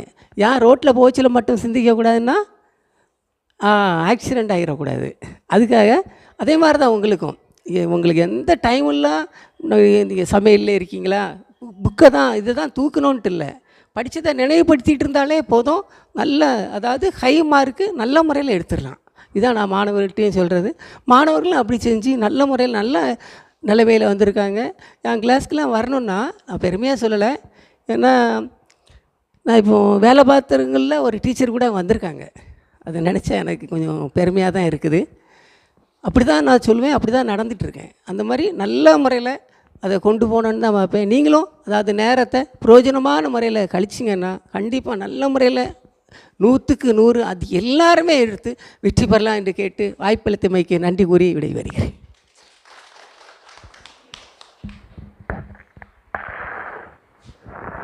அடுத்தபடியாக வேலை வாய்ப்பு மற்றும் பயிற்சி துறையிலே திருச்செந்தூர் ஐடியிலே வேலை பார்க்குற அரவிந்தண்ணன் அவர்கள் ஒரு சில டிப்ஸ் அண்ட் ட்ரிக்ஸ் உங்களுக்கு வழங்குவார்கள். Good evening all. இன்றைக்கி வந்து டெட் எக்ஸாமுக்காக எல்லோரும் வந்திருக்கீங்க ஆயத்தமாக, அப்படி தானே? டெட்டுக்கு வந்து ப்ரிப்பேர் பண்ணுறது எனக்கு தெரிஞ்சு டிஎன்பிசி ப்ரிப்பேர் பண்ணவங்க தான் இங்கே எல்லாருமே டெட்டு கிளியர் பண்ணி போனாங்க. சாம் கூட அப்படி தான் ஃபஸ்ட்டு டிஎன்பிசிக்காக தான் ப்ரிப்பேர் பண்ண வந்தான். கிளியர் பண்ணது என்னது டெட்டு ரொம்ப ஈஸியாகவே கிளியர் பண்ணிச்சு, 96 மார்க்ஸ் எடுத்து. ஸோ நீங்கள் வந்து இது வந்து ஒரு எலிஜிபிலிட்டி டெஸ்ட் மாதிரி உங்கள் மைண்ட் செட் வச்சுக்காமல் காம்படிட்டிவ் எக்ஸாம் மாதிரி ஒரு மைண்ட் செட்டுக்கு வந்தீங்கனாலே ஈஸியாக கிளியர் பண்ணிடலாம். ஏன்னா நம்ம இப்போ எலிஜிபிலிட்டினா நம்ம என்ன பண்ணுவோம், பாஸ் மார்க் எடுத்தால் போதும், அப்படி தானே? நார்மலாக வந்து பார்த்தீங்கன்னா ஒரு 50 மார்க் அப்படின்னா என்னது பாஸ் அப்படின்ட்டு இப்போ காலேஜில் இருக்குது. ஸ்கூலில் 35 மார்க்ஸ் எடுத்தால் பாஸ்ன்னு இருக்குது. இங்கே நமக்கு எவ்வளோ கொடுத்துருக்காங்க, 75 கொடுத்துருக்காங்க. இதுக்கு முன்னாடி 82 இருந்தது, இப்போ 75 ஆக்கியிருக்காங்க. ஆனால் நம்ம வந்து எய்ம் பண்ணுறது 70யோ அல்லது 82யோ நம்ம என்ன பண்ணக்கூடாது, எய்ம் பண்ணக்கூடாது. ஏன்னா நீங்கள் எல்லாருமே யார், டீச்சர்ஸ், அப்படி தானே? ஆல்ரெடி டீச்சர்ஸாக இருக்கீங்க. நீங்கள் உங்கள் ஸ்டூடெண்ட்ஸ் எப்படி எய்ம் பண்ண வைப்பீங்க? மேக்ஸில் என்ன பண்ணணும், 100க்கு 100 வாங்கணும். தமிழில் 100க்கு 100 வாங்கணும். எல்லாத்துலேயுமே என்ன பண்ணுவோம், நம்ம கோல் செட் பண்ணுறது ஃபுல் மார்க்குக்கு தான் என்ன பண்ணுவோம், கோல் செட் பண்ணுவோம். அப்போது நீங்களும் என்ன தான் செட் பண்ணணும், உங்கள் கோலை 150க்கு 150 தான் கோல் செட் பண்ணணும். ஆக்சுவலாக டிஎன்பிசிக்கு வந்து நாங்கள் 200 கொஸ்டினுக்கு ஒரு 150 நாங்கள் செட் பண்ணோன்னா எங்களால் உள்ளே போக முடியாது. 200க்கு 200ன்னு செட் பண்ணால் தான் என்ன ஆக முடியும், அந்த கட் ஆஃப்குள்ளேயாவது ரீச் ஆக முடியும். அப்போ நீங்கள் உங்களோட மைண்ட் செட் என்ன வச்சுக்கணும், என்னை பொறுத்த வரைக்கும் எப்போவுமே நீங்கள் அது எலிஜிபிலிட்டி டெஸ்ட்டாக இருக்கட்டும், இல்லை மெரிட் பேஸ் பண்ணி போகக்கூடிய காம்படிட்டிவ் எக்ஸாமாக இருக்கட்டும், நீங்கள் என்ன தான் எய்ம் பண்ணணும், ஃபுல் மார்க்கை தான் என்ன பண்ணணும், எய்ம் பண்ணணும். அப்போ தான் உங்களால் என்ன பண்ண முடியும், எவ்வளோ மேக்ஸிமமாக உங்களால் எடுக்க முடியுமோ அச்சீவ் பண்ண முடியும்.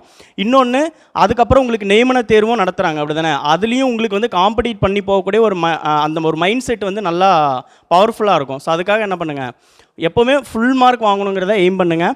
ஒரு 3 இதை மட்டும் நான் சொல்லணும்னு நினைக்கிறேன். என்னென்னா 3Rனா என்ன சொல்லுவோம், நார்மலாக சயின்ஸில் ரெடியூஸ், ரீயூஸ், ரீசைக்கிள்னு சொல்லுவோமா, அதே டெக்னிக்கு தான் இங்கேயும் நம்ம யூஸ் பண்ண போகிறோம். 3R என்னென்னா ஃபஸ்ட்டு ரீட் பண்ண போகிறோம், அடுத்தது அதை ரிட்டென்ஷன் பண்ண போகிறோம், அடுத்து ரீகலெக்ட் பண்ண போகிறோம். 3 தான்.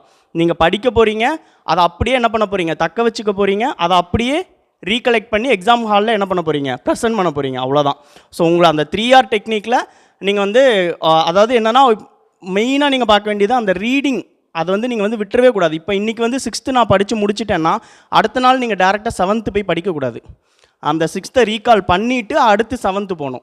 அடுத்த நாள் 8th நீங்கள் படிக்க போகிறீங்க, 3rd டேனா 6th 7th சீக்கிரம் முடிச்சுட்டு அப்புறம் தான் என்ன பண்ணணும், 8th ஸ்டார்ட் பண்ணணும். நீங்கள் இப்படி படிக்கும்போது என்ன ஆகும்னா எல்லாமே என்ன ஆகிட்டே இருக்கும், ரிட்டென்ஷன். அதுதான் அந்த செகண்ட் பாயிண்ட், ரிட்டென்ஷன். அது வந்து உங்கள் மைண்டில் என்ன ஆகிட்டு இருக்கும், அப்படியே தக்க வச்சுக்கிட்டே இருப்பீங்க நீங்கள். 6th 7th 8th அடுத்து திரும்ப 9th போகும்போது என்ன பண்ணலாம், 6th 7th 8th படிச்சுட்டு அப்புறம் 9th ஸ்டார்ட் பண்ணலாம். இப்படி நீங்கள் படிக்கும்போது என்ன ஆகும்னா உங்களுக்கு அந்த டைம் வந்து ரொம்ப குறையும். ஸ்டார்டிங்கில் வந்து முதல் தடவை நீங்கள் ரீட் பண்ணும்போது தான் ரொம்ப டைம் எடுக்கும், கஷ்டமாக இருக்கும். நீங்கள் second time, 3rd time, 4th டைமில் ரிவிஷன் பண்ணும்போது உங்களுக்கு அது என்னவாக இருக்கும், 5 நிமிஷம் 10 நிமிஷத்தில் என்ன பண்ணிடலாம், ஒரு புக்கே நீங்கள் கோத்ரூ பண்ணிட்டு போயிடலாம். ஏன்னா நீங்கள் அதில் படிக்க போகிறது வெரி இம்பார்ட்டன்ட் பாயிண்ட்ஸ் மட்டும்தான், அப்படி தானே? ஃபுல்லாத்தையும் நம்ம உட்காந்து மனப்பாடம் பண்ண போகிறதில்ல. ஸோ அப்படி நீங்கள் வந்து அந்த ரீட், ரிட்டென்ஷன் அண்ட் ரீகலெக்ட் அதை பேஸ் பண்ணி என்ன பண்ணுங்கள், படிச்சிங்கன்னா கண்டிப்பாக சக்ஸஸ்ஃபுல்லாக வரலாம். ஒரு பழமொழி சொல்லுவாங்க, என்ன சொல்லுவாங்க, மேக் ஹே வைல் த சன்சைன்ஸ், காற்றுள்ள போதே தூற்றிக்கொள்ள, அப்படி தானே? ஏன்னா இப்போ வந்து ரொம்ப வருஷத்துக்கு ஒரு தடவை கண்டிப்பாக என்ன பண்ணிடுறாங்க, டெட் எக்ஸாம் வச்சிடுறாங்க. நமக்கு அதே மாதிரி மார்க்கே என்ன பண்ணியிருக்காங்க, கம்மியாக தான் வச்சுருக்காங்க, டார்கெட் மார்க்கும். அப்படிங்கும்போது கண்டிப்பாக என்ன பண்ணலாம், நல்ல எஃபோர்ட் போட்டிங்கன்னா கண்டிப்பாக பாஸ் பண்ணலாம். எல்லோரும் பாஸ் பண்ணிட்டேன்னு சொல்லி சந்தோஷமாக இங்கே வந்து சொல்கிற செய்தியை கேட்கறதுக்காக ஆண்டவர் நான் பிரார்த்திக்கிறேன். தேங்க்யூ.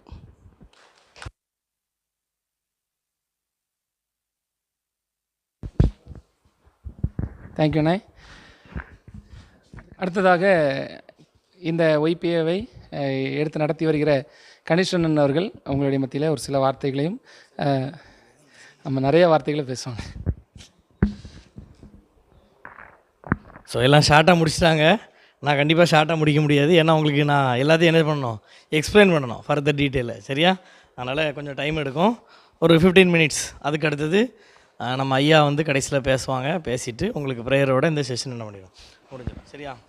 ஃபஸ்ட் வந்து ஸோ காட்ஸ் கிரேஸ் 87 பேர் சொன்னாங்க. ஆனால் இல்லை, என்ன அப்படின்னா சுரண்டையில் ஆன்லைன் மூலமாக நம்ம கிளாஸை பார்த்தவங்க தான் 19 பேர் என்ன பண்ணாங்க, கிளியர் பண்ணாங்க. சுரண்டையில் வந்துட்டு கிறிஸ்தவ வரலாற்று சுவடுகள்ங்கிற ஆர்கனைசேஷன் மூலமாக இதே போல் அங்கே கிளாஸ் நடத்துனதில் நமக்கு தான் கொஸ்டின் கொடுத்தோம், டெஸ்ட் கொஸ்டின் நம்ம தான் எல்லாமே கொடுத்தோம், நம்ம தான் கிளாஸும் நடத்தினோம். ஸோ அதில் நேரில் வந்து படித்த 19 பேரும் பாஸ் பண்ணாங்க.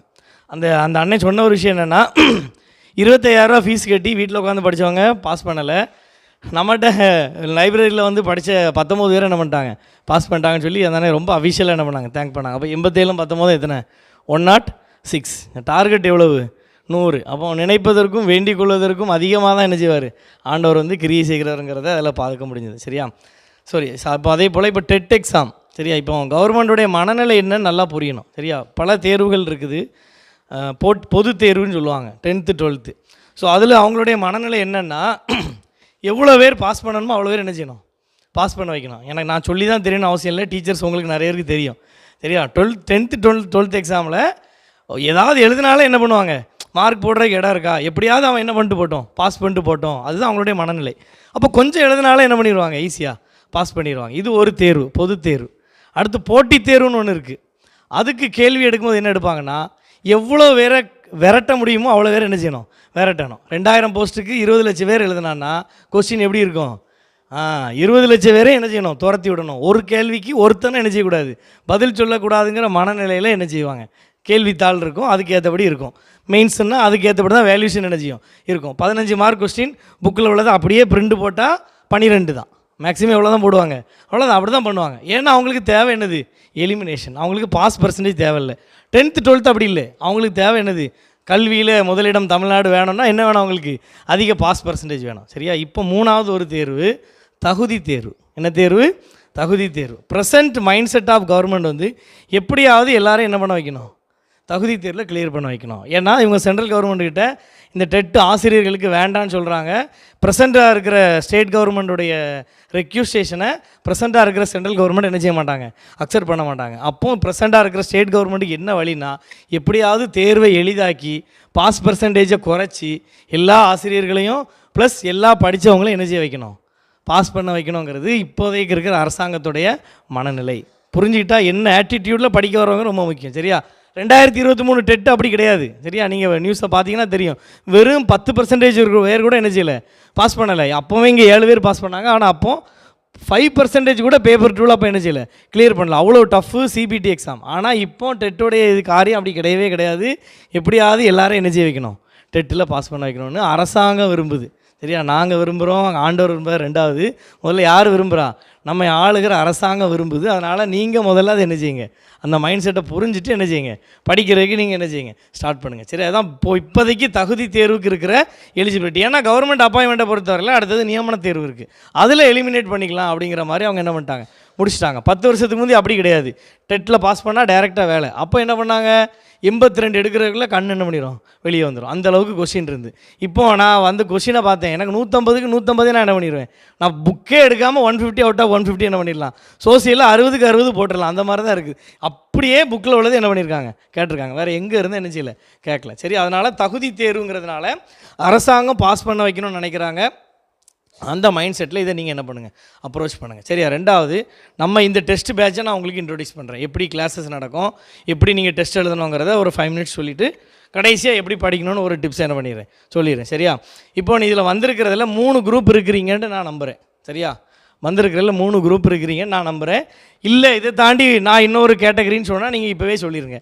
ஒரு குரூப் என்னென்னா, ஆல்ரெடி நம்ம குரூப்பில் சேர்ந்து படித்து இப்போ குரூப்பில் இருக்கிறவங்க, ஆல்ரெடி பெய்டு அண்டு, அது நீங்கள் டீச்சராக இருந்தாலும் சரி, இல்லை நீங்கள் டீச்சராக இல்லைனாலும் சரி, ஆல்ரெடி நம்ம குரூப்பில் போன பேட்சில் ஜாயின் பண்ணி நீங்கள் இன்னும் குரூப்பில் இருக்கிறவங்க, நீங்கள் ரிஜிஸ்ட்ரேஷன் ஃபீஸ் கட்டினவங்க உள்ளே இருக்கிறீங்க. கரெக்டாக? ஒரு குரூப். சரியா? 1. நீங்கள் எந்த இதுவுமே என்ன பண்ண வேண்டாம், நீங்கள் பண்ண வேண்டியதெல்லாம் என்னுடைய வாட்ஸ்அப் நம்பருக்கு ஆல்ரெடி ஒய்பிஏ குரூப் அப்படின்னு எனக்கு ஒரு மெசேஜ் மட்டும் அனுப்புனா போதும். உங்களுக்கு இப்போ அவ்வளோதான் வேலை. மற்றபடி உங்களுக்கு எல்லாமே நான் என்ன பண்ணிடுவேன், சொல்லிடுவேன். போன டெஸ்ட்டுக்கு என்ன ஷெடியூல் ஃபாலோ பண்ணமோ அதே தான் இப்போ என்ன பண்ண போகிறோம். ஆன்லைனாக இருந்தால் அது என்னங்கிறத நான் சொல்கிறேன். சரி, அப்போ ஆல்ரெடி குரூப்பில் இருக்கிறவங்க நீங்கள் பண்ண வேண்டியது எனக்கு என்ன பண்ணணும், ஆல்ரெடி ஒய்பிஏ குரூப்புன்னு உங்கள் நேமை போட்டு என்ன பண்ணிடுங்க, எனக்கு ஒரு மெசேஜ் பண்ணிடுங்க. புதுசாக வந்திருக்கிறவங்க, இப்போ தான் ஃபஸ்ட்டு முறையாக நான் வரையில் புதுசாக வரேங்கிறவங்கள 2 குரூப் இருக்கிறீங்க. ஒன்று டீச்சர்ஸ், கவர்மெண்ட் டீச்சர்ஸ். நான் சொல்கிறேன், நல்லா சொல்கிறேன், ப்ரைவேட் ஒர்க்கிங் கிடையாது, கவர்மெண்ட் ஆர் கவர்மெண்ட் எய்டட். சரியா, கவர்மெண்ட் ஆர் கவர்மெண்ட் எய்டடில் ஒர்க் பண்ணுற டீச்சர்ஸ் புதுசாக வந்திருக்கிறீங்க. சரியா, அப்போ நீங்கள் ஏற்கனவே ரிஜிஸ்டர் பண்ணியிருந்தீங்கன்னா, ரிஜிஸ்ட்ரேஷன் ஃபார்மில் ரிஜிஸ்டர் பண்ணியிருந்தீங்கன்னா பிரச்சனை இல்லை. இப்போ உங்கள் நம்பர் ஒரு குரூப்பில் இப்போ என்ன பண்ணிடுறோம், இன்னொரு ½ அன் ஹவரில் ஆட் ஆயிரும் ஆட்டோமேட்டிக்காக. நான் ரிஜிஸ்டரே பண்ணலை, சொல்லி கேட்டு தான் வந்தேன் அப்படின்னா, இப்போ முடிஞ்சு டீ ஸ்நாக்ஸ் கொடுக்கும்போது குடிச்சிட்டு என்ன பண்ணிடுங்க, நாங்கள் இதில் உட்காந்துருப்போம், நீங்கள் எங்கிட்ட என்ன பண்ணிடுங்க, உங்கள் நேமே நம்பரை என்ன பண்ணிடுங்க கொடுத்துருங்க. சரியா, நேமே நம்பரும் கொடுத்தா அந்த குரூப்பில் என்ன பண்ணிடுவோம், அவங்கள ஜாயின் பண்ணி விட்றேன். புதுசாக வந்திருக்கிற நான் டீச்சர்ஸ், அதாவது கவர்மெண்ட் டீச்சர் இல்லாதவங்க, ஏன் 2ஆக பிரிக்க வேண்டியிருக்குன்னா, ஜூலை மாதம் நடக்கிற எக்ஸாம் ஒன்லி ஃபார் யாருக்கு தான், டீச்சர்ஸுக்கு மட்டும்தான். சரி, அவங்க மட்டும்தான் எழுத முடியும், மற்றவங்க அப்ளை பண்ண முடியாது. சரி, அப்போ நான் ஜூலைக்கு அப்புறம் வாரேன்னு சொல்லிட்டு என்ன செய்யக்கூடாது, அந்த தவறை செய்யக்கூடாது. நோட்டிஃபிகேஷன் வந்த பிறகு படிக்கிறது என்னை பொறுத்தவரையில் ஒரு ஆரோக்கியமான பழக்கம் கிடையாது. சரியா, எப்படினாலும் ஜூலையில் இவங்களுக்கு நடந்துச்சுன்னா அடுத்து இம்மிடியேட்டாக செப்டம்பர் அல்லது அக்டோபரில் கண்டிப்பாக அடுத்த காமன் டெஸ்ட் என்ன செய்யும், காமன் டெஸ்ட் கண்டிப்பாக என்ன பண்ணுவாங்க, வைப்பாங்க. அதனால் அதுக்கு நீங்கள் இப்போ இருந்தே என்ன பண்ண ஆரம்பிச்சிருங்க, ப்ரிப்பரேஷனை ஸ்டார்ட் பண்ணிடுங்க. யார், நான் டீச்சர் அல்லாதவங்க. டீச்சர்ஸ் வந்து என்ன பண்ணுங்கள், கண்டிப்பாக நீங்கள் ப்ரிப்பரேஷனை ஸ்டார்ட் பண்ணிடுங்க. ஏன்னா ஜூலையில் உங்களுக்கு கண்டிப்பாக என்ன இருக்குது, நோட்டிஃபிகேஷன் வந்துட்டு 4 and 5 டெட். சரி, இப்போ நீங்கள் 2 குரூப் இருக்கிறீங்க, 2 பேருக்கும் அதான் இன்ஸ்ட்ரக்ஷன், டீச்சர்ஸுக்கும் நான் டீச்சர்ஸுக்கும். குரூப் நீங்கள் ரிஜிஸ்டர் பண்ணியிருந்தீங்கன்னா உங்கள் நேம் ஆட் ஆகிரும். இல்லை அப்படின்னா நீங்கள் நேம் என்ன பண்ணிடுங்க, நேமும் நம்பரும் கொடுத்துட்டு போயிட்டீங்கன்னா நான் உங்களை அந்த குரூப்பில் என்ன பண்ணிடுறேன், ஆட் பண்ணிடுறேன். சரியா, அடுத்தது ஒய்பிஏனுடைய ஒழுங்கு என்னங்கிறத நான் சொல்லிடுறேன். சரியா, 5 வருஷம் முடிஞ்சிட்டுன்னு சொல்லி சார் பேசுனாங்க இல்லையா, 5 வருஷமாக நாங்கள் என்ன பண்ணுறோங்கிற சொல்லிடுறேன். முதல் முறை உள்ளே வரும்போது ஒரு முறை ஒரு கட்டணம் என்ன செய்வோம், நாங்கள் வாங்குவோம். ஃபஸ்ட்டு டைம் வரும்போது எல்லாருக்கும் நான் சொல்கிறது 2021 500 அவ்வளோதான். அதுக்கடுத்து திரும்ப ஃபீஸு, மந்த்லி ஃபீஸுங்கிறதெல்லாம் நாங்கள் என்ன செய்யலை, வாங்கலை. டிஎன்பிசி படிக்கிற பிள்ளைகளுக்கு தேவையான புத்தகங்களை குறைந்த விலையில், ஐ மீன் ஒரு என்னது ஒரு 60% 70% தள்ளுபடியில் 500 ஒரு 200 வாங்கிட்டு 500 புக்கை நாங்கள் நினச்சிவோம் கொடுக்கறது வழக்கம். உங்களுக்கு அந்த மாதிரி புக்கு எதுவுமே என்ன இல்லை, தேவையில்லை. திரும்பவும் சொல்லிடுறேன், டெட்டுக்கு தேவையான ஒரே புக்கு என்ன புக்கு, ஸ்கூல் புக்ஸ். தயவு செய்து இன்ஸ்டியூட்டில் புக்கு கிடைக்குமா, நோட்ஸ் கிடைக்குமா, இந்த கெட்ட வார்த்தையே என்ன செய்யாதீங்க, பேசாதீங்க. ஸ்கூல் புக்கை தவிர வேறு எந்த புக்கையும் நீங்கள் என்ன செய்யக்கூடாது, படிக்கக்கூடாது. 150 கொஸ்டினும் சைக்காலஜி விடுங்க, 120 கொஸ்டினும் எங்கேருந்து தான் கேட்பாங்க, ஸ்கூல் புக்ஸ் மட்டும்தான். அதனால் பக்கத்தில் ஸ்கூல் புக்ஸ் இருந்தால் என்ன பண்ணி வச்சுக்கோங்க, வாங்கி வச்சுக்கோங்க. கிடைக்க லேட் ஆகுதுனாலும் பிரச்சனை இல்லை. அந்தந்த வாரம் என்னென்ன டெஸ்ட் இருக்கோ அவ்வளோ ஸ்கூல் புக்கும் உங்களுக்கு பிடிஎஃபாக உள்ள என்ன பண்ணிடும், அனுப்பி விட்றோம். நீங்கள் எங்கேயும் போய் டவுன்லோடே என்ன செய்ய வேண்டாம், உங்கள் குரூப்பில் வந்து என்ன பண்ணிடும், விழுந்துடும். சரியா, அப்போ புக்குக்கெலாம் நாங்கள் எதுவும் வாங்குறதில்ல. டெட்டுக்கு என்ன பண்ணுறோம் அப்படின்னா, புதுசாக வர்றவங்களுக்கு பழைசாக பே பண்ணவங்க அப்படியே விட்டுருங்க. சரியா, உங்களுக்கு திரும்ப நீங்கள் ஃபீஸ் கட்ட வேண்டிய அவசியம் இல்லை. புதுசாக வந்திருக்கிறவங்க டீச்சர்ஸ், கவர்மெண்ட் டீச்சர்ஸ் 500, நான் டீச்சர்ஸ் 200.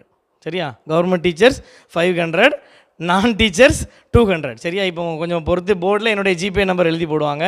அந்த நம்பருக்கு நீங்கள் என்ன பண்ணிடுங்க, ஜிபே பண்ணிவிட்டு உங்கள் நேம் என்ன பேப்பர் நான் பே பண்ணிட்டேங்கிறத என்னுடைய வாட்ஸ்அப்புக்கு நீங்கள் என்ன பண்ணிடுங்க, அனுப்பி விட்டுட்டிங்கன்னா நான் எல்லாரையும் என்ன பண்ணிடுவேன், குரூப்பில் இன்னொரு புது குரூப்பில் என்ன பண்ணிடுறேன், ஆட் பண்ணி ப்ராசஸ் ஆரம்பிச்சிடுறேன். சரியா, இந்த ப்ராசஸுக்கு இந்த 1 வீக் என்னது இருக்குது, டைம் இருக்குது. அதுக்குள்ளே இந்த ப்ராசஸை முடிச்சிட்டிங்கன்னா ஃபர்தராக நம்ம அடுத்த கிளாஸஸ் என்ன பண்ணிடலாம், ஸ்டார்ட் பண்ணிடலாம். சரியா, இப்போ அடுத்த சண்டே அதுக்கு நான் சொல்லிடுறேன். அடுத்த சண்டே என்னென்னா உங்களுக்கு டெஸ்ட் ஆரம்பிக்கும். இப்போ இந்த ஷெடியூல் உங்களுக்கு கையில் கொடுப்பாங்க. பேப்பர் 1 பேப்பர் 2 கொடுத்துடலாம். பேப்பர் 1 உள்ளவங்களுக்கு பேப்பர் 1 கொடுத்துருங்க, பேப்பர் 2 உள்ளவங்களுக்கு பேப்பர் 2 கொடுத்துருங்க. சரியா, இந்த ஷெடியூல் இப்போ தந்துடுவாங்க. இதில் போட்டிருக்கிறது டெஸ்ட்டு. ஃபஸ்ட்டு வீக் கொஞ்சம் ஒரு மாதிரி தான் இருக்கும். நீங்கள் முடிஞ்ச மட்டும் என்ன பண்ணுவாங்க, தமிழ் தான் இருக்குது, 6 7 தமிழ் தான். சரியா, கொஞ்சம் வாசிச்சுட்டு வாங்க. 6 புக்கையும் 7 தமிழ் புக்கையும் வாசிச்சுட்டு வந்து என்ன எழுதுங்க, டெஸ்ட் எழுதுங்க.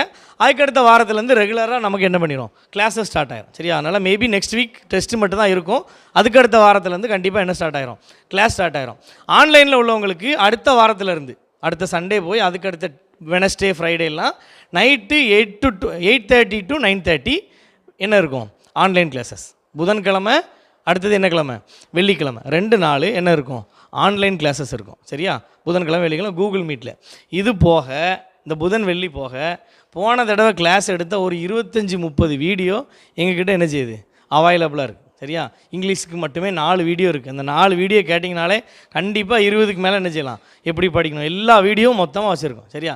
அந்த எல்லா வீடியோஸையும் உங்களுக்கு ஒன்று ஒன்றா என்ன பண்ண ஆரம்பிச்சிருவோம், அடுத்த வாரத்துலேருந்து குரூப்பில் ஷேர் பண்ண ஆரம்பிச்சிடும். உங்களுக்கு எப்போல்லாம் ஃப்ரீயாக இருக்கோ அந்த டைம் நீங்கள் அந்த வீடியோ பார்த்து என்ன பண்ணிக்கலாம், நோட்ஸ் எடுத்து படிச்சிக்கலாம் வீட்டில் இருந்து. சரியா? மற்றபடி நேரில் வர்றவங்களும் 1 வீக் எங்கே தான் படிக்க போகிறீங்க, வீட்டிலேருந்து படிக்கிறீங்க. இங்கே வரும்போது ஒரு 3 மணி நேரம், அதில் 1 மணி நேரம் டெஸ்ட் போடுறீங்க, 2 மணி நேரம் என்ன பண்ண போகிறீங்க, கிளாஸ் அட்டன் பண்ணிட்டு போகிறீங்க. ஸோ இதுதான் ப்ரொசீஜர். காலங்காலமாக 4 வருஷமாக இதுதான் பண்ணிகிட்ருக்கோம். ஏன்னா இது காம்படிட்டிவ் எக்ஸாம் டெட்டு தேர்வெல்லாம் பொறுத்தவரையில் கிளாஸ் வந்து 5 நாள் வைக்கிறது இல்லை. ஸ்கூல் அப்படி கிடையாது. ஸ்கூல் பிள்ளைகளுக்கு நம்ம என்ன செய்யணும், சொல்லிக் கொடுக்கணும். 6 பிள்ளைகளுக்கு தெரியாது, நம்ம சொல்லிக் கொடுக்கணும் வாரத்தில் 5 நாள். நமக்கு அப்படி இல்லை. நமக்கு 6 7 12 எல்லாம் நம்ம என்ன பண்ணிட்டோம், தாண்டி வந்துட்டோம். நமக்கு பார்த்தாலே என்ன செய்யும், அப்போ நீங்கள் நம்ம 6 நாள் நம்ம படிக்கணும், 7வது நாள் வந்து என்ன செய்யணும், டெஸ்ட்டு போடணும். இதுதான் ப்ரொசீஜர். சரியா? சிம்பிளாக தான் இருக்கும். புரியாத பகுதிகள் இருந்தால் நீங்கள் எங்கிட்ட என்ன பண்ணலாம், டவுட்டு கேட்டால் நான் கிளியர் பண்ணிடுவோம். அதை கிளாஸஸ்லேயே உங்களுக்கு நாங்கள் என்ன செஞ்சிடும், சொல்லி தந்துடும். சரி? அப்போ நேரில் வர்றவங்களுக்கு என்ன பண்ணுறீங்க, டெஸ்ட் எழுதுறீங்க, வந்து டெஸ்ட் எழுதுறீங்க, கிளாஸ் அட்டன் பண்ணுறீங்க. ஆன்லைனில் எவ்ரி வெனஸ்டே அண்ட் ஃப்ரைடே உங்களுக்கு ஆன்லைனில் என்னது நடக்கும், கிளாஸஸ் நடக்கும். டெஸ்ட்டு ஆன்லைனில் உள்ளவங்க எப்படி டெஸ்ட் எழுதுறதுன்னு கேட்டிங்கன்னா 3 மணிக்கு கரெக்டாக கொஸ்டின் என்ன பண்ணிடுவாங்க, குரூப்பில் போஸ்ட் பண்ணிடுவோம். நீங்கள் வீட்டில் இருக்கீங்கன்னா நீங்கள் சின்சியராக உட்காந்து அந்த கொஸ்டின் எடுத்து, சரியா, ஒரு OMR ஷீட் அனுப்பி விட்ருவாங்க குரூப்பில். அந்த OMR ஷீட்டை பிரிண்ட் எடுத்து வச்சுக்கணும். எத்தனை காப்பி, ஒரு 30-40 காப்பி நீங்கள் இண்டிவிஜுவலாக பிரிண்ட் எடுத்து வச்சுக்கணும். ஏன்னா நான் சும்மா அந்த நோட்டில் ABCD போடுறேங்கிற சோழியே என்ன செய்யாது, ஆகாது. ஏன்னா நீங்கள் எழுத போகிறது எதில் எழுத போகிறீங்க, OMR ஷீட்டில். சரியா? 32வது கேள்விக்கு ஏன்னு சொல்லிவிட்டு 33ல் ஏல ஷேட் பண்ணிட்டீங்கன்னா திரும்ப வரிசை அவ்வளோதான் ஷேட் பண்ணிங்கன்னா 4 மாதம் பட்ட பாடலாம் என்னது, சுத்த வேஸ்ட். அப்போ அந்த தப்பு பண்ணாமல் இருக்கணும்னா என்ன செய்யணும், 4 மாதம் வீட்டில் டெஸ்ட் எழுதுறது எதில் எழுதணும், கண்டிப்பாக OMR ஷீட்டில் தான் எழுதணும். இங்கே வர்றவங்களுக்கு அதுதான் 2 மணிக்கு டெஸ்ட்னா 1:55க்கு வந்துடணும். 2 மணிக்கு டெஸ்ட் என்ன பண்ணிடுவோம், ஸ்டார்ட் பண்ணிடுவோம். கட்டாயமாக எதில் தான் எழுதணும் டெஸ்ட்டு, OMR ஷீட்டில் தான் எழுதணும். சரியா? புரிஞ்சிட்டா, என்ன ப்ரொசீஜர்னு புரிஞ்சிட்டா, கிளியர் தானே? இதுதான் ப்ரொசீஜர். சரி? அதனால் இந்த ரிஜிஸ்ட்ரேஷன் வேலைகள், அமௌண்ட் பே பண்ணுறது, குரூப்பில் சேர்றதெல்லாம் இந்த 2-3 நாளில் என்ன பண்ணிடுங்க, முடிச்சிட்டிங்கன்னா அடுத்த வாரத்துலேருந்து என்ன பண்ணிடலாம், ஃப்ரெஷ்ஷாக ஸ்டார்ட் பண்ணிடலாம். ஷெட்யூல் கொடுத்தாச்சா? பேப்பர் 2 மட்டும் எந்திரிச்சுனுங்க, இல்லை கை தூக்குங்க. சரி, பேப்பர் 2 எழும்பிடுங்க.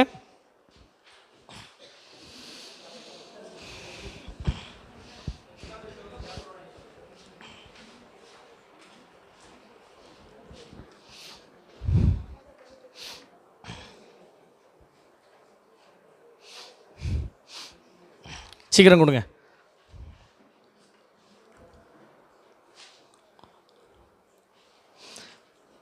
கிடைக்காதவங்க வெயிட் பண்ணுங்கள், நான் முடிகிறதுக்குள்ளே என்ன பண்ணுறேன், எடுத்து தாரேன். சரியா? நீங்கள் ரிஜிஸ்டர் பண்ணதில் எத்தனை பேர் வருவீங்கன்னு கேட்டதுக்கு எஸ் கொடுத்தது ஒரு 20 இருந்தது. அதனால் அதை கணக்கு பண்ணி ஒரு 40 ஷீட் என்ன பண்ணிட்டு வந்தேன், எடுத்துகிட்டு வந்தேன். ஆனால் அதை தாண்டி எக்ஸஸாக வந்திருக்கிறாங்க. சரியா? சரி, அது ஒன்றும் பிரச்சனை இல்லை, நான் எடுத்து தரேன். சரி, வீட்டில் பிரிண்ட் போட்டு ஒன்றும் பிரச்சனை இல்லை. சரி, உட்காந்துக்குவாங்க. சரியா? நான் முடிச்சு போகிறதுக்குள்ள உங்களுக்கு நான் என்ன செய்கிறேன், எடுத்து தரேன். ஓகேவா? சரி, இப்போ அடுத்து கடைசியாக நான் சொல்லிட்டேன் ஏற்கனவே, டெஸ்ட் ஷெடியூலில் நீங்கள் அதுக்கப்புறம் பாருங்கள். 2 விஷயங்கள். படிக்க வேண்டிய புக்கு என்ன புக்கு, ஸ்கூல் புக். சரியா? பேப்பர் 1 எழுதுகிறவங்க, சரியா, பேப்பர் 1 எழுதுகிறவங்க கொஸ்டின் தரம் வந்து அவன் போட்டிருப்பான். எத்தனை புறம் போட்டிருப்பான், எத்தனை புறம், 8th தான் போட்டிருப்பாங்க. சரி? ஆனால் நீங்கள் படிக்க வேண்டியது எத்தனை புறம் படிக்கணும், 10th வரை. எப்போவுமே ஸ்டாண்டர்ட் எப்படி இருக்கணும், கூடுதலாக இருக்கணும். பேப்பர் 2 10th வரை போட்டிருப்பான், ஆனால் எத்தனை புறம் படிக்கணும், 12th வரை படிக்கணும். சரி? அப்போ 8th வரை நல்லா படிக்கணும் பேப்பர் 1. 9th 10th ஓரளவாவது என்ன பண்ணணும், மேனேஜ் பண்ணணும். அதுமாரி பேப்பர் 2 10th வரை தரவாக படிக்கணும். 11th 12th என்ன செய்யணும், ஓரளவாவது மேனேஜ் பண்ணணும். சரி? அதுமாரி சிலபஸ் வந்து இப்போ நீங்கள் பார்த்தீங்கன்னா உங்களுக்கு கொடுத்துருக்க டெஸ்ட் ஷெட்யூல் மே மாதத்தில் என்ன பண்ணிடும், ஒரு ரவுண்டு டெஸ்ட்டு முடிஞ்சிடும். அப்படி தானே? அப்படி தான் கொடுத்துருக்கோம் மே மாதத்தில். அப்போ 6-7 இன்னைக்கு இப்போ 6 தான் படிச்சிருக்கீங்க, 7 படிக்கலாம் ஒரு இல்லை. அடுத்த திரும்ப மேக்கு அப்புறம் என்ன பண்ணோம், இதே சைக்கிள் திரும்ப ஸ்டார்ட் பண்ணோம், அடுத்த ரிவிஷன். அப்போ நவம்பரில் டெஸ்ட் எழுதுகிறவங்களுக்கு ஒரு 3-4 ரவுண்டு என்ன பண்ணிடுவீங்க, படிச்சிருவீங்க. அழகாக அவங்களால என்ன செய்ய முடியும், 100+ ஸ்கோர் பண்ண முடியும். ஜூலையில் எழுத போகிறவங்களும் 2 ரவுண்டு என்ன பண்ணிடுவீங்க, டீச்சர்ஸ் முடிச்சிருவீங்க. ஈஸியாக என்ன பண்ணிட்டு வந்துடலாம். 75லாம் பேச்சுக்கு இடம் கிடையாது. கண்டிப்பாக என்ன பண்ணுவீங்க, 90+, 100+ உங்களால் என்ன செய்ய முடியும், எடுக்க முடியும். சரியா? அதனால் டெஸ்ட் ஷெடியூலுடைய குவாலிட்டி ஸ்டாண்டர்டாக என்ன செய்யும் இருக்கும். அந்த ஸ்டாண்டர்டுக்கு ஓடி என்ன பண்ணிக்கணும், பழகிக்கணும். அதே போல் கொஸ்டின் ஸ்டாண்டர்டு பார்த்திங்கன்னா தாறுமாறான ஸ்டாண்டர்டில் தான் என்ன செய்யும் இருக்கும். சரியா? 50-60 எடுத்தாலே பெரிய விஷயமாக தான் தெரியும். ஆனால் அங்கே போய் நீங்கள் எங்களை என்ன பண்ணுவீங்க, வாழ்த்துவீங்க. நல்ல வேலை கஷ்டமாக எடுத்ததுனால இப்போ கொஷினை பார்க்கும்போது எப்படி இருக்குது, ஆனந்தமாக இருக்குது. இங்கே ஈஸியாக வச்சுட்டு 120 110, அங்கே வந்து கஷ்டமாக இருக்கும்போது என்னத்த கொஷின் எடுத்தான்னு. அதனால் எப்போவுமே எங்கள் ஸ்டாண்டர்ட் எதாக இருந்தாலும் அப்படி தான்.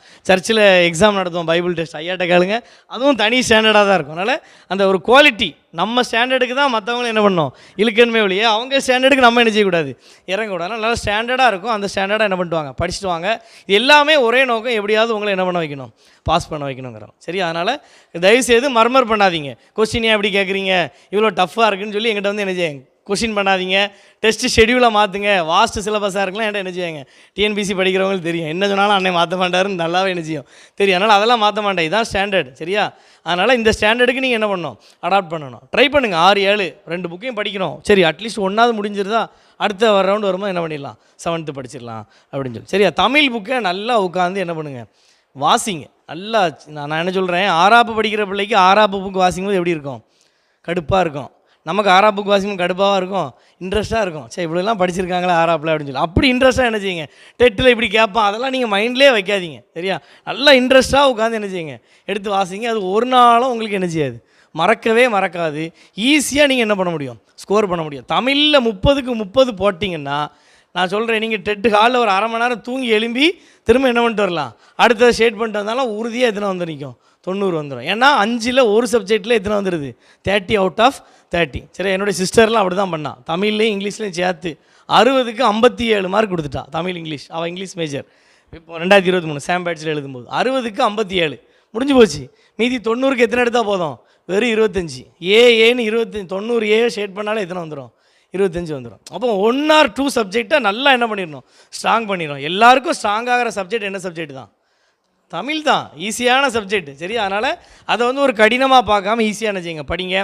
தமிழ் இலக்கணம் டஃப்பாக இருந்தால் அவங்களுக்கு கிளாஸில் நாங்கள் என்ன பண்ணிடுவோம், சொல்லி தந்துடுவோம். இங்கிலீஷ் படிக்கிறதுக்கு முந்தி அந்த வீடியோ கொஞ்சம் கேளுங்க. 4 வீடியோஸ் இருக்குது, ஷேர் பண்ணுவோம். சரி, அந்த வீடியோ, அந்த ஒரு வீடியோ மட்டுமே 20,000 வியூஸ் போயிருந்து. சரி, இங்கிலீஷ் எப்படி படிக்கணும் டெட்டுக்குன்னு சொல்லி. ஸோ அந்த வீடியோ கொஞ்சம் கேட்டுட்டு இங்கிலீஷ் என்ன பண்ண ஆரம்பிங்க, படிக்க ஆரம்பிங்க. மேக்ஸு ரொம்ப ஸ்ட்ராங்காக எனக்கு போட தெரியும் அப்படின்னா நீங்கள் என்ன பண்ணலாம், தைரியமாக நீங்கள் மேக்ஸை ஒமிட் பண்ணிகிட்டே போகலாம். மேக்ஸில் நான் ரொம்ப ஸ்ட்ராங் அப்படின்னா நீங்கள் மேக்ஸை தொடவே வேண்டாம். ஏன்னா 30க்கு 30 நான் போட்டுருவேன்னு கான்ஃபிடென்ட் இருந்தால் மேக்ஸை நீங்கள் விடலாம்.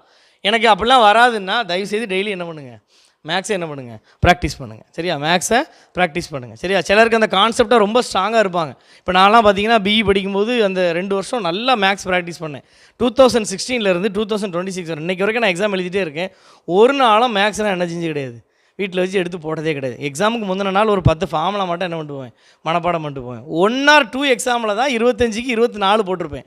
மற்றபடி அவ்வளோ எக்ஸாம்லேயும் மேக்ஸுக்கு எத்தனை, 25 அவுட் ஆஃப் 25. அப்போ எனக்கு என்ன அட்வான்டேஜ்னா, மேக்ஸ் படிக்கிறதுக்கு நான் என்ன பண்ண வேண்டியில்லை, டைம் ஒதுக்க வேண்டிய அவசியம் இல்லை. அந்த டைமை நான் என்ன பண்ணிடுவேன், மற்ற சப்ஜெக்டில் இன்வெஸ்ட் பண்ணுவேன். அவ்வளோ ஸ்ட்ராங்காக மேக்ஸ் மேஜர் இருந்தீங்கன்னா நீங்கள் என்ன பண்ணுங்கள், ஒமிட் பண்ணுங்கள். இல்லைன்னா நீங்கள் கண்டிப்பாக என்ன போட்டு பார்க்கணும், மேக்ஸ் போட்டு பார்க்கணும். சரியா, சயின்ஸும் சோசியல் புக்கும் ஸ்கூல் புக் வைஸாக என்ன பண்ண ஆரம்பிச்சிருங்க, ப்ரிப்பேர் பண்ண ஆரம்பிச்சிருங்க. ஸோ அதுக்கான வீடியோஸ் இருக்குது, 6ஆப்பு 7ஆப்புன்னு சொல்லி போட்டால் நாங்கள் வீடியோஸ் அதை ஷேர் பண்ணுறோம். கிளாஸுக்கு வரும்போது என்ன செய்வாங்க, ஒவ்வொருத்தரும் அவங்களுக்கு என்ன பண்ணுவாங்க, கிளாஸ் எடுப்பாங்க. சரியா, ஸோ அதனால் இவ்வளோ விஷயங்கள் நீங்கள் என்ன பண்ண வேண்டியிருக்கு, படிக்க வேண்டியிருக்கு. உங்களுக்கு மறக்காமல் இருக்கிறதுக்கு ஒரு 5 டீ சொல்லி தரேன். சரியா, அரவிந்த் 3 6 சொன்னால் நான் எத்தனை டீ சொல்ல போகிறேன், 5. ஃபஸ்ட்டு வந்து டேஸ்ட். என்னது, டேஸ்ட் பண்ணுங்கள். எஜுகேஷனை என்ன செய்யுங்க, டேஸ்ட் பண்ணுங்கள். சரியா, ஒரு 200 வருஷத்துக்கு முந்தி இப்படி நம்ம என்ன பண்ண முடியாது, பாடம் படிக்க முடியாது. இப்போ நம்ம படித்தா நம்ம காதில் எதை காய்ச்சி ஊற்றிடுவாங்க, ஈயத்தை காய்ச்சி ஊற்றிடுவாங்க. பெண்கள் வந்து படிப்பே என்ன செய்யாது, அடுப்பூதும் பெண்களுக்கு படிப்பேதுன்ற காலத்தெல்லாம் மிஷினரிஸ் வந்து தமிழ் படித்து தமிழை டிரான்ஸ்லேட் பண்ணி தமிழ், இங்கிலீஷ், சரியா, மேக்ஸ், சயின்ஸ், சோசியல் சயின்ஸ்னு சொல்லி பாடப்புக்கு என்ன பண்ணாங்க, வச்சு கொடுத்தாங்க. பூகோள சாஸ்திரம், ஜியாகிரஃபியில் உள்ள பூகோள சாஸ்திரங்க புக்கு எழுதினவர் யாருன்னா ரேனியஸ். கால்டுவெல் மட்டும் வரலன்னா தமிழ்ன்ற ஒரு அடையாளமே என்ன பண்ணியிருக்காது, வந்திருக்காது. ஸோ அவ்வளோ கஷ்டப்பட்டு நம்மளும் நம்ம தலைமுறை நல்லா இருக்கணுங்கிறதுக்காக என்ன பண்ணிட்டு போயிருக்காங்க, அவங்க உயிரை கொடுத்து இந்த கல்விங்கிற ஒரு விலை மதிப்பில்லாத ஒரு இது என்ன பண்ணியிருக்காங்க, கொடுத்துருக்காங்க. டேஸ்ட் பண்ணுங்கள். ஃபஸ்ட்டு அந்த உலகத்தில் மனுஷனுக்கு தேவையான எழுத்தறிவை தன் சொந்த கையால் சீனாய் மலையில் எழுதி கொடுத்தது யார் தான், காட். அதனால தான் ஒரு பழமொழி சொல்லுவாங்க, எழுத்தறிவித்தவன் இறைவன் அப்படின்னு சொல்லி பழமொழி சொல்லுவாங்க. ஸோ அதனால் அவர் கொடுத்த கல்வி நான் அதுக்கு கடமைப்பட்டிருக்கேன்னு சொல்லி அதை ரசித்து என்ன செய்யுங்க. ஒரு நாளும் கல்வி உங்களுக்கு என்ன செய்யக்கூடாது, கசக்க கூடாது, நம்ம இனிப்பாக்கும். அப்படின்னா தான் நம்ம அடுத்த தலைமுறை நம்மக்கிட்ட படிக்கிற ஸ்டூடெண்ட்ஸுக்கும் நாம் என்னத்த முடியும், கல்வியை இனிப்பாக்க முடியும். கல்வியை கசப்பாக்குறது தான் என்னது, அவனுக்கு படிப்பினால என்ன பண்ணிடுது, வெறுத்துருது. அதனால் விரும்பி என்ன செய்யுங்க, படிங்க, டேஸ்ட் பண்ணி படிங்க. ஒவ்வொருல என்ன இருக்குது, தமிழ், இங்கிலீஷ் என்ன இருக்குது, மேக்ஸ் என்ன தான் போட்டிருக்கு, சயின்ஸ் படிப்போம். கடவுளுடைய காட்ஸ் ஒர்க்ஸ் தான் என்னது, சயின்ஸ். ஆக்ஸ்ஃபோர்ட் யூனிவர்சிட்டியில் ஃபிசிக்ஸ் லெபரட்டரியில் எழுதி போட்டிருக்கிற வேர்டு என்ன தான் அப்படின்னா, சங்கீதம் 111:2, கர்த்தருடைய செய்கைகள் பெரியவைகளும் அவைகளில் பிரியப்படுகிற எல்லாராலும் ஆராயப்படுகிறவைகளுமாக இருக்கிறது. ஸ்டடியபிள், படிக்கப்படுகிறவைகளுமாக இருக்கிற வார்த்தை தான் அந்த கேம்பிரிட்ஜ் யூனிவர்சிட்டியில் என்ன பண்ணியிருக்கிறாங்களா, எழுதி போட்டிருக்காங்களா. அதான் காட்ஸ் ஒர்க்கை படிக்கிறோன்னு அர்த்தம் சயின்ஸை படித்தோன்னா. சோசியல் சயின்ஸ், சமூகத்தை பற்றி நமக்கு என்ன இருக்கணும், ஒரு அறிவு இருக்கணும்னு தான் சோசியல் சயின்ஸ். அப்போ ஒவ்வொரு பாடங்களையும் அனுபவித்து ரசித்து என்ன பண்ணுங்கள், படிங்க. உங்களுக்கு என்ன செய்யாது, கசக்காது. ரெண்டாவது, டேஸ்ட் பண்ணிவிட்டு என்ன பண்ணுங்கள், டெஸ்ட்டு போடுங்க.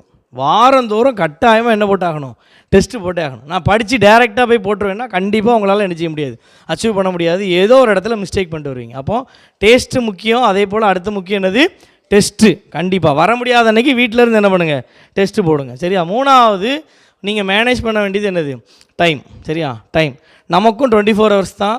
பிரைம் மினிஸ்டருக்கும் எவ்வளோ நேரம் தான், 24 ஹவர்ஸ் தான். சீஃப் மினிஸ்டருக்கும் எவ்வளோ நேரம் தான். எல்லாருக்கும் ஈக்குவலாக கடவுள் என்ன பண்ணியிருக்காரு, கொடுத்துருக்காரு. நேரம் இல்லைன்ட்டு என்ன செய்யக்கூடாது, சொல்லவே கூடாது. திரும்ப திரும்ப நான் சொல்கிறத தான், நோ டைமுங்கிற வார்த்தையே என்ன செய்யக்கூடாது, வரக்கூடாது. நேரம் இருக்குது, அந்த நேரத்தை எப்படி மேனேஜ் பண்ணுறோங்கிறது யார் கையில் தான் இருக்குது. ஆனால் அடிக்கடி சொல்லுவேன் நான் ஒரு வார்த்தை, உங்களுக்கான நேரத்தை நீங்கள் என்ன செய்யுங்கள், கண்டுபிடிங்கள். Find your time. உங்களுக்கு என்ன டைமுங்கிறது நீங்கள் தான் என்ன செய்யணும், கண்டுபிடிக்கணும். சரியா? நான் பெருமைக்காக சொல்லலை, ஒரு சின்ன விட்னஸாக தான் சொல்கிறேன். சரி, இப்போ ஐ எம் 31. சரியா? ஐ ஹேட் ஒன் சன். ஒரு பையன் இருக்கான், 2.25 வயசு. என் ஒய்ஃபு கனரா பேங்கில் மேனேஜராக இருக்கா. நான் கவர்மெண்ட் ஐடியில் ஒர்க் பண்ணுறேன். சரியா? ஒரு 10 ப்ரேயர் செல்லுக்கு நான் இன்சார்ஜ். ஒரு பைபிள் ஸ்டடி எடுக்கிறேன் வீக்லி ஒன்ஸ். 3 hours ஒய்பிஏ என்ன நடத்துறதுக்கு நான் என்ன பண்ணி ஆகணும், இருந்தாகணும். அது போக சர்ச்சில் எங்கெல்லாம் மெசேஜ் கொடுக்க போகிறாங்களோ எல்லா இடத்துக்கும் என்ன செய்கிறேன், போகிறேன். இந்த பிப்ரவரி மார்ச்சில் மட்டுமே 4 வாரம் ஃபுல் புக்டாக இருக்குது, சனி ஞாயிறு. ஒரு எக்ஸாம்பிளுக்காண்டி சொல்கிறேன். சரியா? ஆஃபீஸில் 8 மணி நேரம் வேலை பார்க்கணும். நீங்கள் ஆஃபீஸில் கேட்டு பாருங்கள், என் தம்பிகிட்ட நோ பெண்டிங், அவன் அழகாக சொல்லுவான். ஒர்க்கில் என்ன இருக்காது, பெண்டிங் இருக்காது. இவ்வளோ செய்கிற எனக்கு டிஎன்பிசி குரூப் 1 எக்ஸாமை 4 தடவை மெயின்ஸ் எழுதுறதுக்கு எனக்கு என்ன இருக்குது, டைம் இருக்குது. மாதத்துக்கு 4 புக்கு வாசிக்கிறதுக்கு என்ன இருக்குது, டைம் இருக்குது. பைபிள் 51 தடவை என்ன பண்ணியிருக்கேன், வாசிக்கேன். அதுக்கு என்ன இருக்குது, டைம் இருக்குது. சரி? அதனால் டைம் இல்லைங்கிறது என்ன செய்யாதீங்க. சொல்லாங்க 6 மணி நேரம் என்ன பண்ணுவேன், தூங்குறேன். மற்ற நேரங்களில் நான் தான் மேனேஜ் பண்ணுவோம். பைக்கில் ஆஃபீஸுக்கு போகிறதுக்கு ஒரு 1/2 மணி நேரம், வர்றதுக்கு 1/2 மணி நேரம். 1 மணி நேரத்தில் அந்த நாள், அந்த வாரத்துக்குரிய கரண்ட் அஃபேர்ஸ் 2 மணி நேரம் வீடியோவில் 1 மணி நேரம் வீடியோ என்ன பண்ணிடுவேன், ஆன் பண்ணி பைக்கில் போட்டு போனால் முடிஞ்சு போச்சு. 2 நாளில் என்ன பண்ணிடுவோம், முடிஞ்சிடும். சரியா? காலையில் வாக்கிங் போவேன். சரியா? சாருக்கு தெரியும், உபதேசியர் சாருக்கு. சரியா? அப்போ போகும்போது ஒரு 20 நிமிஷம் ஒரு சின்ன வீடியோ கிளிப்பு முடிஞ்சு போச்சு. ஒரு மிஷினரி பயோகிராஃபி 20 நிமிஷத்தில். அப்போது டைம் இல்லைன்னு என்ன செய்யக்கூடாது. உங்களுக்கு எந்த டைம் அவைலபிளுங்கிறத நீங்கள் தான் என்ன செய்யணும். இது என்னுடைய ஷெடியூல். உங்கள் ஷெடியூலை நீங்கள் என்ன செய்யுங்க, ஃபார்ம் பண்ணுங்கள். சரி? என்ன டைம் கிடைக்குது, மனம் இருந்தால் மார்க்கம் உண்டு. அதனால் டைம் என்ன செய்யுங்க, கண்டுபிடிங்க. ஃபேமிலி இருக்குது, எல்லாம் இருக்குது, இல்லைன்னு நான் சொல்லவே இல்லை. ஆனாலும் அதுக்கு தாண்டி என்ன இருக்குது, டைம் இருக்குது. திங்க் பண்ணி பாருங்கள். சீஃப் மினிஸ்டர், பிரைம் மினிஸ்டர்லாம் அவங்க எவ்வளோ டைம் இருக்குது. சரியா? எப்படி பண்ணுறாங்க. நம்ம குடும்பத்தை பற்றி மற்ற தான் சிந்திக்கும். ஸோ அவங்க ஒட்டுமொத்த தேசத்தை என்ன பண்ணுறாங்க, திங்க் பண்ணுறாங்க, பிளான் பண்ணுறாங்க. எப்படி டைம் கிடைக்குது, நம்மளை வர ஆட்கள் தானே அவங்களும். யோசிங்க. 24 மணி நேரம் என்ன செய்யுது நமக்கு இருக்குது. எந்த டைமை யூஸ் பண்ண முடியும், பெஸ்ட்டான டைம் எதுங்கிறத நீங்கள் என்ன செய்யணும், கண்டுபிடிக்கணும். 4வது, டெம்டேஷன். படிக்க ஆரம்பிச்சோடனே கண்டிப்பாக என்ன வரும், டெம்டேஷன் வரும். ஃபஸ்ட்டு என்ன வரும் தெரியுமா, தூக்கம் வரும். சரியா? அதுக்கு காரணம் என்னென்னா, அந்த இன்ட்ரெஸ்ட்லாம் படிக்கிறது. ஐயோ பாஸ் பண்ணி ஆகணுமே, திரும்ப திரும்ப போடுறாங்களே, சொல்கிறாங்களே, பக்கத்து வீட்டு அக்கா பாஸ் பண்ணிட்டாங்களே, இந்த கான்செப்டே என்ன பண்ணிடுங்க, படிக்கணும், தெரிஞ்சுக்கிடணும். தமிழ்னா என்ன நானும் சொல்லிக் கொடுக்கணும். சரியா? பிள்ளைகளுக்கு டீச் பண்ணணும், ஃப்யூச்சருக்கு நான் சொல்லிக் கொடுக்கணும். இந்த மாதிரி ஒரு கிளாஸில் நான் முன்னாடி நின்று பேசணும். அப்படி ஒரு இன்ட்ரெஸ்ட் வரும்போது என்ன வராது, தூக்கம் வராது. டெம்டேஷன், ஃபஸ்ட்டு டெம்டேஷன் தூக்கம் தான். தூக்கம் வர்ற மாதிரி இருக்கும்போது நல்லா ஃப்ரெஷ் ஆகிட்டு மேக்ஸ் என்ன செஞ்சு பாருங்கள், சால்வ் பண்ணி பாருங்கள். சரி? அல்லது ஒரு வீடியோ கிளிப் எடுத்து என்ன செய்யுங்க, கேளுங்க. ஸோ இப்படி அந்த தூக்கத்தை விரட்டுறதுக்கு என்ன உண்டோ அதை நாம் என்ன செய்யணும், படிக்கணும். அடுத்தது வீட்டு வேலைகள். சரியா? பக்கத்தில் உள்ளவங்க, சிலருக்கு ஃபேமிலியிலே டார்ச்சர் இருக்கும், படிக்க விட மாட்டாங்க. ஸோ இது எல்லாருக்கும் என்ன செய்கிறது தான், நிறைய இடங்களில் இருக்கிற பிரச்சனை தான். ஸோ அதெல்லாம் தாண்டி தான் என்ன செஞ்சாகணும், சோதனையை சகிச்சு போட்டால் தான் கடைசியில் அங்கே என்ன கிடைக்கும், ஜீவ கிரீடம் ஒன்று கிடைக்கும். சரியா? அந்த வெற்றிக்கனி எட்டணும்னா கண்டிப்பாக சோதனைகளை சாதனையாக என்ன செஞ்சாகணும், மாற்றி தான் ஆகணும். அதனால தான் நான் அந்த டைமையும் சொல்கிறேன், டெம்டேஷன். சரி? அப்போ யாரும் உங்களை டெம்ப்ட் பண்ணலாம், பட் ஆனால் என்ன பண்ணிடக்கூடாது, உங்களுடைய படிப்பை யாரும் நெஞ்சிடக்கூடாது, வீணாக்கிடக்கூடாது. சரியா? அதனால தான் சொல்லுவாங்க, வெற்றி பெறுகிறவர்கள் மற்றவர்கள் தூங்கும்போது என்ன பண்ணுவாங்க, அவர்கள் உழைக்கிறவர்களாக என்ன செய்வாங்க, இருப்பாங்க. கண்டுபிடிங்க. வீட்டில் எல்லோரும் தூங்கிட்டாங்கன்னா அந்த டைம் என்ன செய்யுங்க, எடுங்க. ஒரு 2 hours படித்தாலும் போதும். அந்த நம்ம பிரச்சனை என்ன தெரியுமா, 4 மணி நேரம் படிப்போம், 4 மணி நேரத்தில் 2.5 மணி நேரம் மைண்டு எங்கே இருக்கும், ஐயையோ இந்த வேலை பெண்டிங் கிடக்கு, இவனுக்கு இதை கொடுக்கல, ஐயோ நேற்று அதை முடிக்கல, இல்லைன்னா வேலை பார்த்துட்டு இருந்தோன்னா ஐயோ அந்த பெண்டிங் கிடக்கு, வீட்டில் இவங்க இப்படி சொல்லிட்டாங்க. இதுதான் பிரச்சனை. யார் என்னமும் சொல்லட்டும், சண்டை போடுறத படித்து முடித்த பிறகு என்ன செய்யுங்க, சண்டை போடுங்க. படிக்கிற 2 மணி நேரம் 120 நிமிஷமும் கான்சன்ட்ரேஷன் எல்லாம் தான் இருக்கும். இதுதான் பிரச்சனை. 10 மணி நேரம் படித்தா ஏன் பாஸ் ஆகலைன்னா 10 மணி நேரம் படிக்கல, 10 மணி நேரத்தில் 7 மணி நேரம் சிந்தனை பூரா எங்கே இருக்குது, புக்கிலே இல்லை, சும்மா திறந்து வச்சுட்டு உட்காந்துருவோம். ஸோ இது தப்பு. 1 hour அல்லது 2 hours படித்தாலும் ஃபோக்கஸ்டாக இதில் உட்காந்துருக்கணும். அந்த படிக்கிறதுல கான்சன்ட்ரேட் பண்ணிங்கன்னா இந்த டெம்டேஷனை நீங்கள் என்ன பண்ணிக்கலாம், ஈஸியாக உங்களால் என்ன செய்ய முடியும், ஓவர் கம் பண்ண முடியும். கடைசியாக டீம் ஒர்க். ஃபஸ்ட்டு டீ என்ன சொன்னேன், taste, test, time, temptation, team work. சரியா நீங்கள் ஒரு குரூப்பாக சேர்ந்தனா கூட என்ன பண்ணுங்கள், டிஸ்கஸ் பண்ணுங்கள். நல்ல ஒரு விஷயம் தெரிஞ்சிடுங்க. நான் மட்டும் படித்து பாஸ் ஆனால் போதுன்னு ஒரு நாளும் என்ன செய்யாதீங்க, நினைக்காதீங்க. சரியா, அன்றைக்கி சர்ச்சில் ஐயா மெசேஜ் கொடுக்கும்போது அந்த அன்பை பற்றி சொல்லும்போது சொன்னாங்க. சரியா, இனிய பகைக்கிறவன்லாம் என்ன பண்ணட்டும், நாசமாக போட்டோம், இனிய பகைக்கிறவன் அழிஞ்சான்னு அவனை ஆண்டவர் அடிச்சிட்டாருன்னு சொல்கிறதுக்கு நான் தயாராக இருக்கக்கூடாது.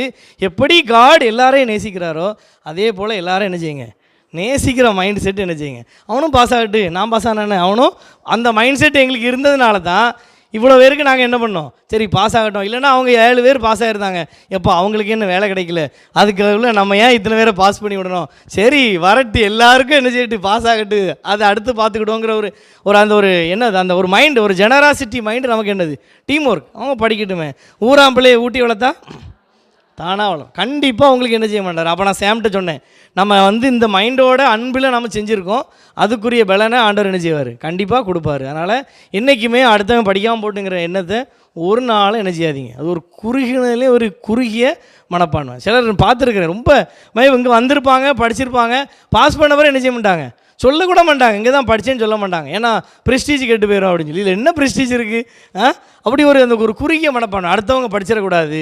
அதனால் இந்த மைண்டை என்ன செய்யுங்க, அவனும் பாஸ் ஆகட்டு, நானும் என்ன செய்கிறேன், பாஸ் ஆகிறேன். அதனால் தெரிஞ்சதை என்ன செய்யுங்க, சொல்லிக் கொடுங்க. ஒரு இது வரலன்னா புரியலன்னா அவங்களுக்கு என்ன நீங்கள் என்ன செய்யுங்க, சொல்லிக் கொடுங்க. பக்கத்து வீடாக இருந்தீங்கன்னா பக்கத்தில் உட்காந்து என்ன செய்யுங்க, டிஸ்கஸ் பண்ணி படிங்க. சரியா, ரிலேஷனாக இருந்தீங்கன்னா ஃபோனில் கான்ஃபரன்ஸ் போட்டு கூட என்ன செய்யுங்க, டிஸ்கஸ் பண்ணி படிங்க. இந்த மாதிரி டீம் ஒர்க் கண்டிப்பாக என்ன கொடுக்கும், வெற்றியை கொடுக்கும். சரியா, படித்து இந்த சொசைட்டிக்கு ஒரு கிராட்டிடியூடை நம்ம என்ன செய்யணும், நன்றி உள்ளவர்களாக இருக்கணும். ஆண்டவருக்கும் ஆண்டவர் அனுப்பின மிஷினரிகளுக்கும், கால்டுவெல், ரேனியஸ், இன்னும் நிறைய பேர் சொல்லலாம், ஜியு போப்.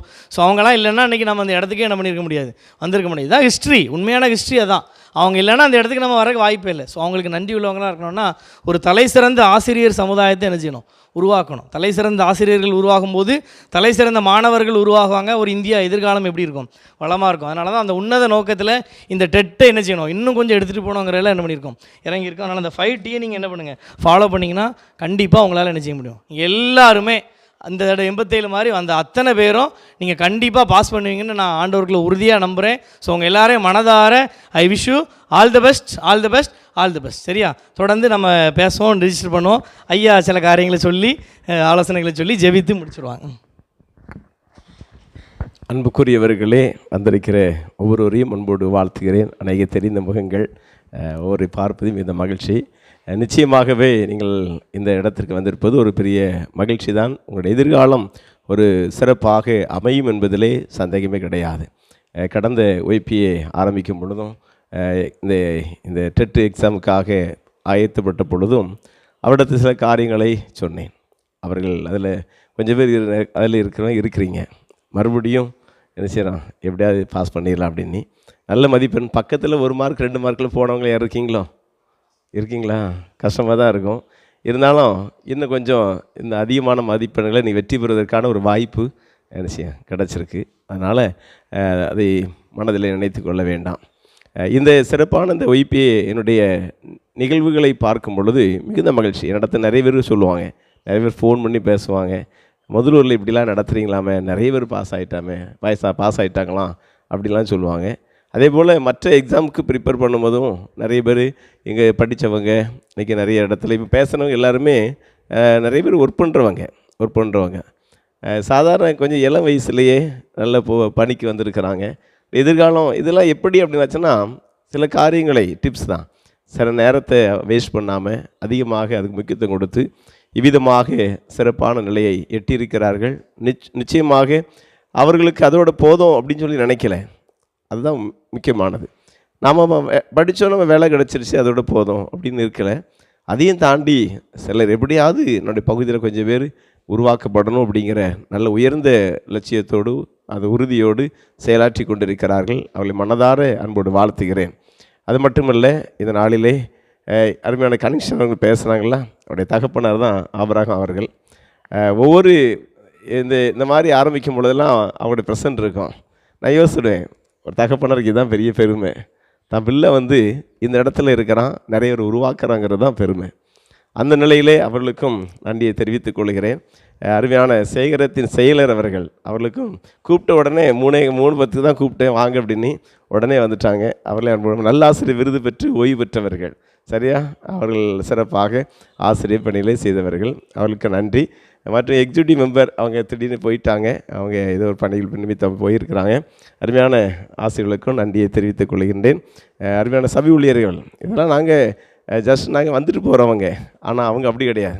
இரவும் பகலும் தூக்கத்துலேயும் அவங்களை குறித்து சிந்தனை தான் அவங்களுக்குலாம் இருக்கும். அந்த நிலைகளிலே செயலாற்றி கொண்டிருக்கிறார்கள் என்பது உண்மை. சரியா, அவர்கள் நிறைய காரியத்தை கனெக்ஷன் சொல்லிட்டாங்க, நல்ல பிரசங்கோடும் பண்ணிட்டாங்க, நிறைய சர்ச்சு ஹிஸ்ட்ரிலாம் சொல்லிட்டாங்க. அதனால் நிறைய நாம் வெளிப்பகுதி போகாமல் திருமறையிலேருந்து 2 சில காரியம் சொல்லிவிட்டு உடனே முடிக்க போகிறேன். சங்கீதம் 126 ஒரு வசனம் சொல்லுது. முதல் வசனம், சீயோனின் சிறையிருப்பை கர்த்தர் திருப்பும்போது சொப்பனம் காண்கிறபோர் இருந்தோம். சீயோனின் சிறையிருப்பை கர்த்தர் திருப்பும் பொழுது சொப்பனம் காண்கிறபோர் இருந்தோம். திடீர்னு பார்த்தாச்சுன்னா ஏதோ ஒரு பார்த்துக்கிட்டு இருந்தோம், திடீர்னு பார்த்தா எதிர்த்து பார்க்க ஐயோ தூக்கத்திலையா அப்படின்னு நினச்சிருப்போம் நிறைய நேரம். அப்படி தானே, கிணத்துக்குள்ளே தள்ள போகிற மாதிரி இருந்தது, திடீர்னு பார்த்தா ஐயோ வீட்டிலலாம் படுத்தடக்கம் பட்டல அப்படின்னு நினைப்போம். இது டக்குனு சொப்பன மாதிரி திடீர்னு ஒரு செகண்டில் ஏதோ நடந்துட்ட மாதிரி, திடீர்னு நல்ல ஒரு ஹை லெவலில் எங்கேயோ ஒரு சேரில் உட்காந்துருக்க மாதிரி சொப்பனம் கண்ட மாதிரி இருக்கும். இல்லை வீட்டில் தான் இருக்கும் அப்படின்னு நினைப்போம். இதெல்லாம் சொப்பனம் காண்கிற ஒரு நினைக்கிற மாதிரி. ஆனால் சிறையிருப்பு திருப்பும் பொழுது எப்படி நடந்துச்சு அப்படிங்கிற மாதிரி நம்முடைய மைண்டில் நினைக்கும்.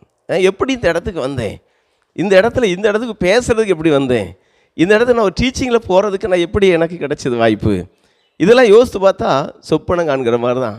ஃப்ராக்ஷன் ஆஃப் செகண்டில் ஏதோ நடந்த மாதிரி தான். ஆனால் அதுக்கு பின்னாடி பெரிய காரியம் இருக்கிறது. அது எப்படி என்று சொன்னால், அதான் அதே பகுதியில் சொல்லப்பட்டிருக்கிறது.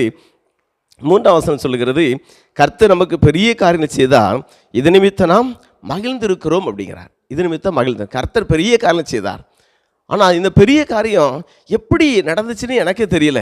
அந்த அளவுக்கு ஒரு சிறப்பான ஒரு நிலையில் ஆண்டு எனக்கு உதவி செய்திருக்கிறார், ஹெல்ப் பண்ணியிருக்கிறார். அப்போ எந்த நிலையில் அப்படின்னு பார்க்கும் பொழுது 5ஆம் வசனம் சொல்லி, கண்ணீரோடு விதைக்கிறவன் கம்பீரத்தோடு அறுப்பான் அப்படிங்கிறார். அள்ளித்தூவும் விதையை சுமக்கிறவன் அழுது கொண்டு போகிறான். விதைக்கிறவனுக்கு எதாவது தெரியுமா எவ்வளோ கஷ்டம் இருக்கும், இது விதைச்சா இது பயிர் வருமானே தெரியாது, மழை வருமானு தெரியாது, திடீர்னு இது முளைச்சி வருமா அப்படிங்கிறோம் தெரியாது. ஆனால் அவன் விதைக்கிறான், ஆனால் விதைச்சிட்டு இருக்கிறான். கண்டிப்பாக அதை கவனிக்கிற ஆண்டவர் வர அவருடைய பிரயாசத்தின் பலன், உன் கைகளின் பிரயாசத்தை நீ சாப்பிடுவாய், உனக்கு பாக்கியம் நன்மையும் உண்டாயிருக்கும். அப்போ அள்ளி விதையை தூக்கிட்டு போகிறவன் அழுதுட்டு போகிறான். அதே போல் இது கண்ணீரோடு விதைக்கிறவன் கம்பீரத்தோடு வரான். அப்போ விதைக்கும் பொழுது இதெல்லாம் கஷ்டங்கள் இருக்கும், ஒரு கஷ்டம் இருக்குது, கண்ணீர் இருக்குது, ஒரு காலத்தை குறித்த நம்பிக்கை தெரியல, இல்லாத ஒரு சூழ்நிலை தான். ஆனாலும் விதைக்கிறோம், அறுவடை செய்கிறோம். நீங்கள் உங்களுடைய வாழ்க்கையில் எல்லாரும் படிச்சிருக்காங்க, எல்லாரும் வேலை பார்க்குறாங்க, எல்லாருக்கும் வேலை கிடச்சிட்டு பாஸ் ஆனாங்க, வேலை கிடச்சிட்டு அப்படின்னு செய்தி நினச்ச முடியல, பார்க்க முடியல. எல்லாரும் படித்தோம், ஆனால் எல்லோரும் வேலை பார்க்காங்களே இல்லை. ஆனால் நீங்கள் எல்லாருமே எனக்கு இந்த ஒய்பியில் இந்த வருஷத்தில் ஜாயின் பண்ணுறாங்க, இந்த டெட்டில் பாஸ் பண்ண வந்திருக்கிறவங்க இந்த பயிற்சியில் கண்டிப்பாக என்னுடைய தேர்வில் எல்லாருமே வெற்றி பெறுவீங்க அப்படின்னு நான் கர்த்தருக்குள் 100% விசுவாசிக்கிறேன். ஏன்னா எல்லாமே தடையாக வந்துகிட்டே இருந்துச்சு. என்னடா நான் வரும்போதும் சில தடை, இங்கே வந்தாலும் மைக் எடுக்க மாட்டேங்கி, அதுபடி சில தடைகளாகவே இருக்குது. என்னடா அப்படின்னு பார்த்தா மனசில் வந்துட்டு பரவாயில்ல, இவங்க எல்லோரும் வெற்றி கனியை பிடிக்க போகிறாங்க, அதுக்கு உலக பிரகாரம் சில தடை இருக்குது, ஆனால் எல்லாருமே வெற்றி பெறுவீர்கள் அப்படிங்கிற ஒரு நம்பிக்கை எனக்குள்ளே கிடச்சிருச்சு. உண்மைதானா? ரைட், காட் பிளஸ் யூ, ஆண்டவர்களை ஆசீர்வதிப்பான். அப்போ கண்ணீரோடு விதைக்கிறவன் கம்பீரத்தோடைய அறுப்பான். வாழ்க்கையில் நிறைய நிலைகளில் சோர்ந்து போயிருக்கலாம். நீங்கள் சொன்ன மாதிரி சூழ்நிலைகள் நிறைய நேரத்தில் நம்மளை தடுத்துரும். கொஞ்சம் நான் வீட்டில் படிக்க விட்டுருந்தாச்சுன்னா அது சமையல் யாராவது ஹெல்ப் பண்ணியிருந்தீங்கன்னா நான் கொஞ்சம் படிச்சிருப்பேனே, பாஸ் பண்ணியிருப்பேனே அப்படிங்கிற நினைவுலாம் நமக்கு இருக்கும். ஒருவேளை நம்ம சின்ன வயசில் நம்ம ஒழுங்காக படிச்சிருப்போம்னா, இல்லைன்னா அவங்க நான் ஒழுங்காக கற்றுக் கொடுத்துருப்பாங்கன்னா நான் படிச்சிருப்பேனே அப்படின்னு நினைப்போம். ஏன்னா யாரை குறித்தும் குற்றம் சொல்ல வேண்டிய அவசியம் கிடையாது. உங்களுக்கென்று ஒரு ஃப்யூச்சர் வச்சுருக்கிறார், ஒரு பாதை வச்சிருக்கிறார், ஒரு வெற்றியை வச்சிருக்கிறார். சரியாக உங்களை நினைச்சுவார், நடத்துவார். ஆகவே சொல்லப்பட்டிருக்கிறது, இதோ அள்ளித்து விதை கொண்டு சுமந்துக்கிறவன் அழுது கொண்டு போகிறான், ஆனாலும் நான் அறுத்த அரிகளை சுமந்து கொண்டு எம்பிரத்தோடு திரும்பி வருவான், மகிழ்ச்சியோடு வருவான், சந்தோஷமாக வருவான். அவன் ஒரு நேரத்தில் அழுதுட்டு போகிறவன் ஒரு நேரத்தில் சந்தோஷமாக வருவான். ஏன்னா தெரிஞ்சு போச்சு, வாழ்க்கையில் ஒரு வெற்றி கிடச்சிட்டு. 4 பேர் தங்கம் தேடி போனாங்க. தங்கத்தை தேடி போய் காட்டுக்குள்ளே போய் சுற்றி பார்த்துட்டு எல்லாரும் ஒரு நாள் திரும்பி வந்துட்டாங்க. ஊரில் எல்லாரும் பேசுகிறாங்க, என்னாச்சுன்னு தெரியல. ஆனால் திடீர்னு ஒரு நாள் 4 பேரும் திரும்பி போகிறான். திரும்பி போகும்பொழுது கையில் கடப்பாரை மம்பட்டி எல்லாம் தூக்கிட்டு போகிறாங்க. அப்போந்தான் என்னடா யாருக்கும் சொல்லிடக்கூடாதுங்க தான் தீர்மானம். நமக்கு தங்கத்தை கண்டுபிடிச்சிடும், வெட்டி எடுக்க போகிறோம். ஆனால் ஊருக்குள்ள யாரிலும் வீட்டில் விட சொல்லக்கூடாது. 4 பேர் நினச்சிடுவோம், போய் எடுத்து கொண்டு வந்துடுவோன்னு போகிறாங்க. ஆனால் திடீர்னு ஒருத்தரும் சொல்லலை. ஆனால் எல்லாரும் இவங்க 4 பேர் திரும்பி போயிட்டு திரும்பி பார்த்தாச்சுன்னா ஊரே திரண்டு வருது. என்னடா நீ சொன்னியா 4 பேரும் கேட்டு 4 பேரும் நான் சொல்லலை. அப்புறம் எப்படி? அதுக்கு முன்னே அந்த கூட்டம் பக்கத்தில் வந்துட்டு என்ன அப்படின்னு பார்க்கும் பொழுது அவங்க சொல்கிறாங்க, நீங்கள் யாரும் சொல்லலை தெரியுது, ஆனால் உங்கள் முகம் காண்பிச்சிட்ட, சந்தோஷமாக போனீங்களே. தேடி போகும்போது கஷ்டமாக தான் இருந்துச்சு. ஆனால் இப்போ போகும்போது அப்படி கிடையாது. முகத்தில் ஒரு பிரைட், ஒரு பெரிய ஒரு மகிழ்ச்சி இருக்குது. அப்போ தங்கத்தை கண்டுபிடிச்சிட்டாங்க அப்படிங்கிற மகிழ்ச்சி. இன்றைக்கி ஆரம்பத்தில் டெட் எழுத போகிறதுக்கு முன்னாடி நமக்குள்ள ஒரு கண்ணீராக வேதனை, சில நேரத்தை சாக்ரிஃபைஸ் பண்ணணும், தூக்கத்தை விடணும், சில கஷ்டமான காரியத்தை செய்ய வேண்டியிருக்கோம். ஆனால் நிச்சயமாகவே தங்கத்தை கண்டுபிடிச்ச மாதிரி உங்களுடைய வாழ்க்கையில் ஃப்யூச்சரை ஆண்டு தந்துடுவார். நல்ல ஒரு வெற்றியை தருவதற்கு வல்லவராக இருக்கிறார். ஆகவேதான் முயற்சியுடையார் இகழ்ச்சி அடையார், பிரயாசப்படுகிற பலனில் முந்தி பங்கடைவான். முந்தி பங்கடைவான். அப்போது நம்முடைய உழைப்பு, அதற்காக பிரயாசப்படுகிறது, அதை கர்த்தர் கவனிக்கிறார். நிச்சயமாகவே அவர் ஆசீர்வதிக்கிற ஆண்டவராக இருக்கிறார். நமக்கு எல்லாவற்றையும் நேர்த்தியாக நடத்துவார், எல்லாவற்றையும் சரியான நேரத்தில் நடத்துவார், சரியாக செய்வார். அப்போது எக்ஸாம்பிளுக்கு நான் ஒன்று சொன்னேன், போன திருப்பு சொன்னேன், என்னுடைய மனைவி பற்றி தான் சொல்லுவேன். அவங்க எம்எஸ்சி எம்எட் கெமிஸ்ட்ரி முடிச்சிருந்தாங்க. ஆனால் வெளியே யாருக்குமே தெரியாது. சர்ச்சிலையும் நிறைய பேருக்கு சொன்னதும் கிடையாது. சில இடத்துல இவ்வளோ படிச்சிருக்கதே யாரும் போய் கேட்கும்போது தான் சொல்லுவோம். ஆனால் வேலை பார்க்கல. எல்லோரும் நினச்சிக்கிட்டாங்க அம்மா படிக்காத ஆள் அப்படின்னா நேரடியாக என்கிட்ட கேட்டிருக்காங்க, அவன் பார்த்துடுங்க. அப்போ அப்படியே காலங்கள் போச்சுது. ஆனால் ஏன் அப்படின்னு நான் சொல்கிறேன்னா, ஒரு காலத்தில் வேலைக்காய் போனேன். அப்போ அவங்க சொன்னாங்க வேலை கிடைக்கல. ஒரு இடத்த வேலை அடுத்த வாரத்தில் அப்பாயின்மெண்ட் ஆகும் போது ட்ரான்ஸ்ஃபர் ஆகி இன்னொரு இடத்துக்கு கொண்டு போட்டாங்க. அதனால் அங்கே வேலை இப்போ போச்சு. இப்படி கொஞ்ச நாள் போச்சுது. போகும்பொழுது அப்போ ஆண்டு தெளிவாக அங்கே வீட்டில் அவங்கள்ட்ட தெளிவாக காமிச்சிட்டாரு, உன் பையன் இப்போ படிக்க மாட்டேன், இப்போ வேலை கிடைக்காது, உனக்கு வேலை எப்போ கிடைக்கணும், உன் பையன் கவர்மெண்ட் எக்ஸாம் எழுத வரும்பொழுது தான் வேலை கிடைக்கும். கிட்டத்தட்ட ஒரு 10 ஆண்டுகள் நாங்கள் வேலைக்கே தேடவே இல்லை, யோசிக்கவே இல்லை. மினிஸ்ட்ரி மட்டும் ஊழியத்தை மட்டும் செஞ்சுட்டே இருந்தோம். கரெக்டாக அவன் 10th வாரான், ஒருத்தன் 12th வாரான். 10th 12th 2 பேரும் கவர்மெண்ட் எக்ஸாமுக்கு ரெடி ஆகிறாங்க. அப்போது அதுக்கு முன்னாடி எக்ஸாம் வருது, தகுதி தேர்வு வருது. அப்போ முதல்ல 45 வயசு ஆகிட்டுன்னு உள்ளே என்ட்ரி ஆகலை. அப்புறம் ஏஜ் அனுப்பிச்சிடான், இது பண்ணால் கடைசியாக ஏஜ் உள்ள, அதனால் எக்ஸாமுக்கு எழுதினாங்க. எக்ஸாம் எழுதின உடனே பாஸ் ஆகிட்டாங்க. பாஸ் ஆனோடனே உடனே வேலை வாய்ப்பு. அப்போ எனக்கு நம்பிக்கை இருந்து ஆண்டவர் பொய்யுரையாத சரியாக நடத்துவார், வேலை வாய்ப்பு கிடைக்கல அப்படின்ட்டு நாங்கள் நினைக்கல. ஆனால் பாஸ் ஆன உடனே அடுத்தப்பில் உடனே வேலை வாய்ப்புக்கான காரியங்கள் திறக்கப்படுது. வேலைக்கு அப்பாயின்மெண்ட் கொடுத்தாச்சு, ஆனால் சம்பளம் வராது. அப்போ எல்லோரும் நிறைய பேர் 4-5 வருஷம் சம்பளம் இல்லாமல் ஒர்க் பண்ணுறாங்க. ஆனால் சம்பளம் வரும். இவங்களுக்கு எனக்கு நம்பிக்கை வேலை வந்துட்டு அடுத்த சம்பளம் கண்டிப்பாக வரும் அப்படின்னு நம்பிக்கை வந்துச்சு. அதே போல் அத்தனை பேருக்கும் சம்பளம் என்ன செஞ்சது வந்துடுச்சு. சம்பளம் எப்போ என்றைக்கு வந்துச்சுன்னா அடுத்த மாதம், அந்த அடுத்த வாரத்தில் அவனுக்கு ஃபஸ்ட்டு மாதம் காலேஜில் சேரும் பொழுது எக்ஸாமுக்கு ஃபீஸ் கட்டணும் அப்படிங்கிற பொழுது அதுக்கு காசு இல்லை. அப்போது யோசிக்கும் பொழுது சரியாக அன்றைக்கி அவங்களுக்கு சம்பளம் வருது, அடுத்த நாள் பணத்தை கட்டுறேன். நான் இதை உண்மையே சொல்கிறேன், பொய்யே சொல்லலை. அடுத்த நாள் நான் ஃபீஸ் கட்டணும், ஆனால் முந்தின நாள் சம்பளம் வருது. அப்போது ஆண்டு 10 வருஷத்துக்கு முன்னாடி சொன்னது சரியாக நிறைவேறும். நம்மை குறித்து சரியாக நடத்துகிற ஆண்டவர் தான், நம்ம கைவிட மாட்டார். இருந்தாலும் நம்முடைய வாழ்க்கையில் இல்லாவிட்டாலும் நம்ம உண்மையாக இந்த உலகத்தில் வாழ ஆரம்பிச்சிட்டோன்னா நமக்கு வேண்டியது சரியாக நேர்த்தே தருவார். பிரயாசப்படுங்க. அந்த நாட்களில் ஒரு 10 ஆண்டுகளுக்கு மேலே அதில் இருந்தாலும் வேலைவாய்ப்பு இல்லாத காலத்துலேயும் யாராவது படிக்க முடியாமல் கஷ்டப்பட்டாங்கன்னா அவங்கள இல்லை படிப்பு கிடையாது, நீ படிப்பு வராது, நீ 10th எக்ஸாம் எழுதாத அப்படி சொன்னாச்சுன்னா அந்த ஸ்டூடெண்ட்டை கையில் எடுத்து படிக்க வச்சு அவங்கள ஆளாக்கியிருக்காங்க.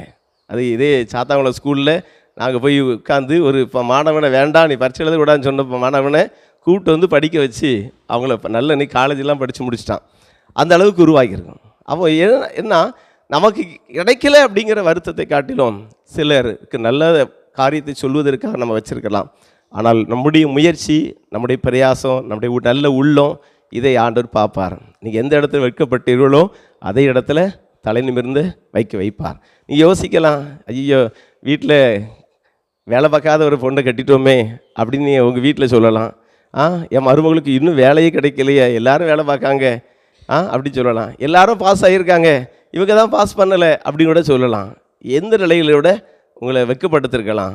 ஆனால் கண்டிப்பாகவே உங்களுடைய முகம் மலர்ச்சியாய் மாறும்படியாக ஆண்டவர் உங்களை குறித்து திருத்திட்டத்தின்படியாக சரியாய் நடத்துவார். ஒரு வெற்றியின் வாழ்வை தருவார்.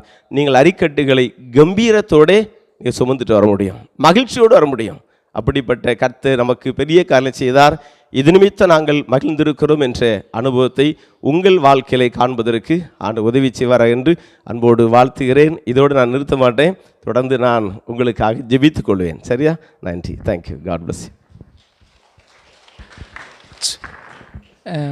நீங்கள் வந்த காரு ஒன்று அந்த கிரவுண்டுடைய வாசல் எனக்கு கொஞ்சம் மாற்றி விட கேட்டிருக்காங்க. நம்பர் வந்து 8172 ஸ்விஃப்ட் டிசைர். யாராவது வந்துருந்தீங்கன்னா கொஞ்சம் இன்ஃபார்ம் பண்ணுங்கள். காரை மட்டும் கொஞ்சம் மாற்றி விட சொல்லுங்கள்.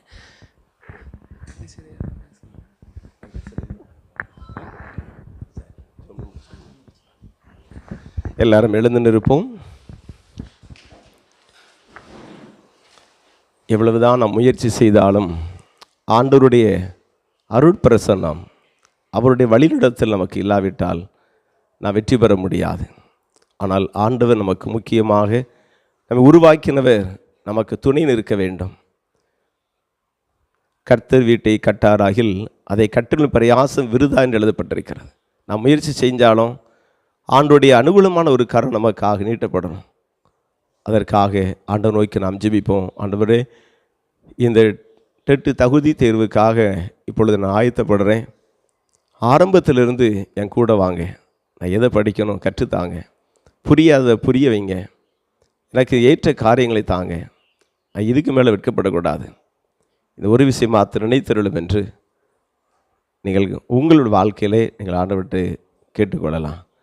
உங்களுக்காக இரக்கம் செய்கிற ஆண்டவர் உடைய உள்ளான வாழ்க்கை, உடைய சூழ்நிலைகள், உடைய வாழ்க்கையின் சூழ்நிலைகள், கடினமான பாதைகள் அவர் அறிந்திருக்கிறார்.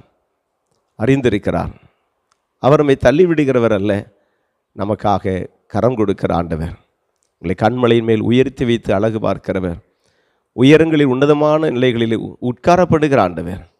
எளியவனை புழுதியிலிருந்து ராஜாக்களுடைய உட்காரும்படியாய் அருள் செய்கிறவர். உங்களையும் அவிதமாய் செய்வதற்கு வல்லவர். நீங்கள் இரட்டிப்பான நன்மையை பெற்றுக்கொள்வதற்கு ஆண்டவர் போதுமானவராக இருக்கிறார். இந்த வார்த்தையின்படியே கர்த்தர் உங்களை ஆசீர்வதிப்பார். கண்களை மூடி ஜெபிப்போமா? பரிசுத்தமுள்ள எங்கள் அன்பின் ஆண்டவரே, நீர் கொடுத்த கிருபைகளுக்காக, இரக்கத்திற்காக நன்றி செலுத்துகிறோம். இந்த நாளிலும் அருமையான அன்பு அடியார்களுக்காக ஜெபிக்கிறோம் சாமி. ஒரு எதிர்பார்ப்பு உண்டு. வாழ்க்கையிலே பல தோல்விகளை சந்தித்திருக்கலாம். பல நிலைகளிலே மற்றவர்களால் வெறுக்கப்பட்ட நிலை கூட இருக்கலாம், தொல்லை என்று கூட நினைக்கலாம் ஐயா. ஆனால் வாழ்க்கையில் நீர் போதுமானவர். உம்மை அண்டினவர்கள் வாழ்ந்திருக்கிறார்கள். நீர்க்கால ஓரமாய் நடப்பட்ட மரத்தைப் போல செழித்திருக்கிறார்கள். அப்படிப்பட்டவர்கள் செய்கின்ற காரியங்களை வாய்க்கும் என்று சங்கீதக்காரன் சொல்வது போல உமது அடியார்கள் ஒவ்வொருடைய வாழ்க்கையிலும் ஆண்டவரை அவர்களை காரியங்களை வாய்க்கு செய்வீராக. கரம்பிடித்து நடத்தும், தலை நிமிர்ந்து நடக்க பண்ணுகிற ஆண்டவர் நீர் என்று திருமறை சொல்வது போல உம்முடைய பிள்ளைகளையும் தலைநிமிர்ந்து நிற்க உதவி செய்திருளும். ஆண்டவரே, வருகின்ற தகுதி தேர்விலே ஆசிரியர் பெருமக்கள் அதிலே சிறப்பாய் வெற்றி பெற்று நல்ல நிலைகளிலே அவர்கள் ப்ரமோஷனை பெற்றுக்கொள்ளவும் ஆண்டவர்கள் ஆசீர்வதிக்கப்படவும் கிருபை தாரும். ஆண்டவரே, ஏற்கனவே எழுதி நான் தோற்று போனேன், ஆனால் இந்த முறையாவது எனக்கு ஒரு வெற்றி கிடைக்கும் என்று எதிர்பார்ப்போடு வந்திருக்கிற பிள்ளைகள் இந்த வருஷத்தில் அந்த எழுதப் போகிற தேர்வில் அவர்கள் வெற்றியின் கனியை பறித்து கொள்வதற்கு கிருபை தாரும். ஏற்ற சகாயங்களை கர்த்தர் கொடுப்பீராக. வெட்கப்பட்ட இடத்திலே அவர்கள் ஆசீர்வாதமாக இருக்க கிருபை தாரும். இப்பொழுதுதான் டெட்டு தேர்வுக்காக புதிதாக இந்த ஒய்பியில் இணைந்திருக்கிற அடியார்களுக்கு ஜெபிக்கிறோம். அவர்கள் ஒவ்வொருவருடைய வாழ்க்கையிலும் எதிர்பார்ப்பு உண்டு. ஆண்டவருடைய அனுகூலமான கரத்தை நீட்டி ஏற்ற கிருபைகளை கொடுத்து நல்ல ஞானத்தையும் ஞாபக சக்தியும் புரிந்துள்ள ஆற்றலை கொடுத்து நல்ல முறையில் தேர்வுகளை எழுதுவதற்கு ஆண்டவர் பலன் தாரும். வெற்றியின் வாழ்வை பெற்றுக்கொள்ளும்படியாக அருள் செய்வீராக. பேப்பர் 1 பேப்பர் 2 எழுதுகிற பிள்ளைகள் எல்லாருக்கும் ஆண்டவருடைய அனுகூலமான கரம் நீட்டப்படுவதாக. ஆண்டவருடைய கரம் கூடவே இருக்கணும். ஒருவன் ஞானத்தில் குறைவுள்ளவனாய் இருந்தால் யாவருக்கும் சம்பரணமாய் கொடுக்கிற ஆண்டவரிடத்தில் கேட்டு பெற்றுக்கொள்ள கடை என்று சொன்னது போல ஆண்டவருடைய சமூகத்தில் யாரெல்லாம் ஆண்டவர் எனக்கு இது புரியலை, எனக்கு கற்றுத்தாங்க என்று கேட்கும் பொழுதெல்லாம் ஆண்டவர் ஏற்ற சகாயங்களை கொடுப்பீராக. இந்த ஒய்பியை நடத்துகிற அன்பு பிள்ளைகள் தன்னுடைய நேரத்தை செலவழிக்கிறாங்க. எப்படியாயினும் சிலருடைய வாழ்க்கையிலே ஏனிலே ஏற்றிவிட வேண்டும், சிலருடைய வாழ்க்கையிலே வெளிச்சத்தை உண்டாக்கிவிட வேண்டும் என்று ஒரு மெழுகுவர்த்தி போல அவர்கள் கரைந்து ஆண்டவரே வெளிச்சத்தை கொடுத்து கொண்டிருக்கிறார்கள். ஆண்டவரே, அதற்கேற்ற கிருபைகளையும் அவர்களும் அவருடைய சந்ததிகளும் பெற்றுக்கொள்ள கிருபை தாரும். இதற்காக உழைத்து ஜெபிக்கிற ஆண்டவர் கொடுக்கிற எல்லாரையும் ஆசீர்வதிப்பீராக. உடைய பிள்ளைகளுடைய பயணங்கள் எல்லாம் இன்பமாக இருக்கட்டும். எந்த ஒரு சோர்வுகளும் தடைகளும் இல்லாதபடிக்கு அத்தனையும் அவருடைய வாழ்க்கையிலே அகற்றி போடுவீராக ஜெபிக்கிறோம். ஏற்ற சகாயங்களை தாரும். குடும்பங்களின் சூழ்நிலைகளை சாதகமாக்கி தாரும். ஆண்டவரே, எந்த நிலைகளிலும் ஆண்டவரே டிஸ்கரேஜ் பண்ணுகிற நிலைகள் அவர்களுடைய வாழ்க்கையிலே யாரும் செய்யாதபடி ஆண்டவரை நிச்சயமாகவே கர்த்தர் கூட இருந்து ஒவ்வொரு நாளும் நான் உன் கூட இருக்கிறேன், பயப்படாதே, கலங்காதே என்று நான் உன் தேவன் என்று கரங்களை பிடித்து தைரியப்படுத்தி உம்முடைய பிள்ளைகளை வெற்றி பெற்ற நிலையிலே ஆசீர்வாதமான நிலையிலே ஆண்டவரை சிறந்திருக்கத்தக்கதாக கர்த்தர்களை வழிநடத்துவீர். உமக்கு ஸ்தோத்திரம் ஐயா. உம்முடைய கிருபைகள் ஒப்புக் கொடுக்கிறோம். நேரடியாக வந்து படிக்கின்றவர்கள், ஆணில் மூலமாக கற்றுக்கொள்கிறவர்கள் அத்தனை பேரையும் ஆசீர்வதியும். இந்த வருஷத்தில் அதிகமானவர் ஆண்டவரை கர்த்தா இதில் குறிப்பாக இதில் பங்கு பெறுகிற அத்தனை பேரும் வெற்றியின் வாழ்வை காணத்தக்கதாக நீர் வழி நடத்துவீராக ஜெபிக்கிறோம். கரம் பிடித்து நடத்தும் ஆசீர்வதியும். சிறப்பு விருந்தினர்கள் அத்தனை பேரை ஆசீர்வதிப்பீராக. உடைய நாமத்தை மையப்படுத்துவீராக. மீட்பர் இயேசு கிறிஸ்து மூலம் ஜெபிக்கிறோம் நல்ல பிதாவே, ஆமென். நம்முடைய கர்த்தராகிய இயேசு கிறிஸ்துவின் கிருபையும் பிதாவாகிய தேவனுடைய அன்பும் பரிசுத்த ஆவியினுடைய ஐக்கியமும் நம் அனைவரோடும் அருமையான அன்பு பிள்ளைகளோடும் குடும்பங்களோடும் இதற்காக உழைக்கிற பிள்ளைகளோடும் இன்றும் என்று சதாகாலமும் நிலைத்திருப்பதாக. ஆமென். God bless you.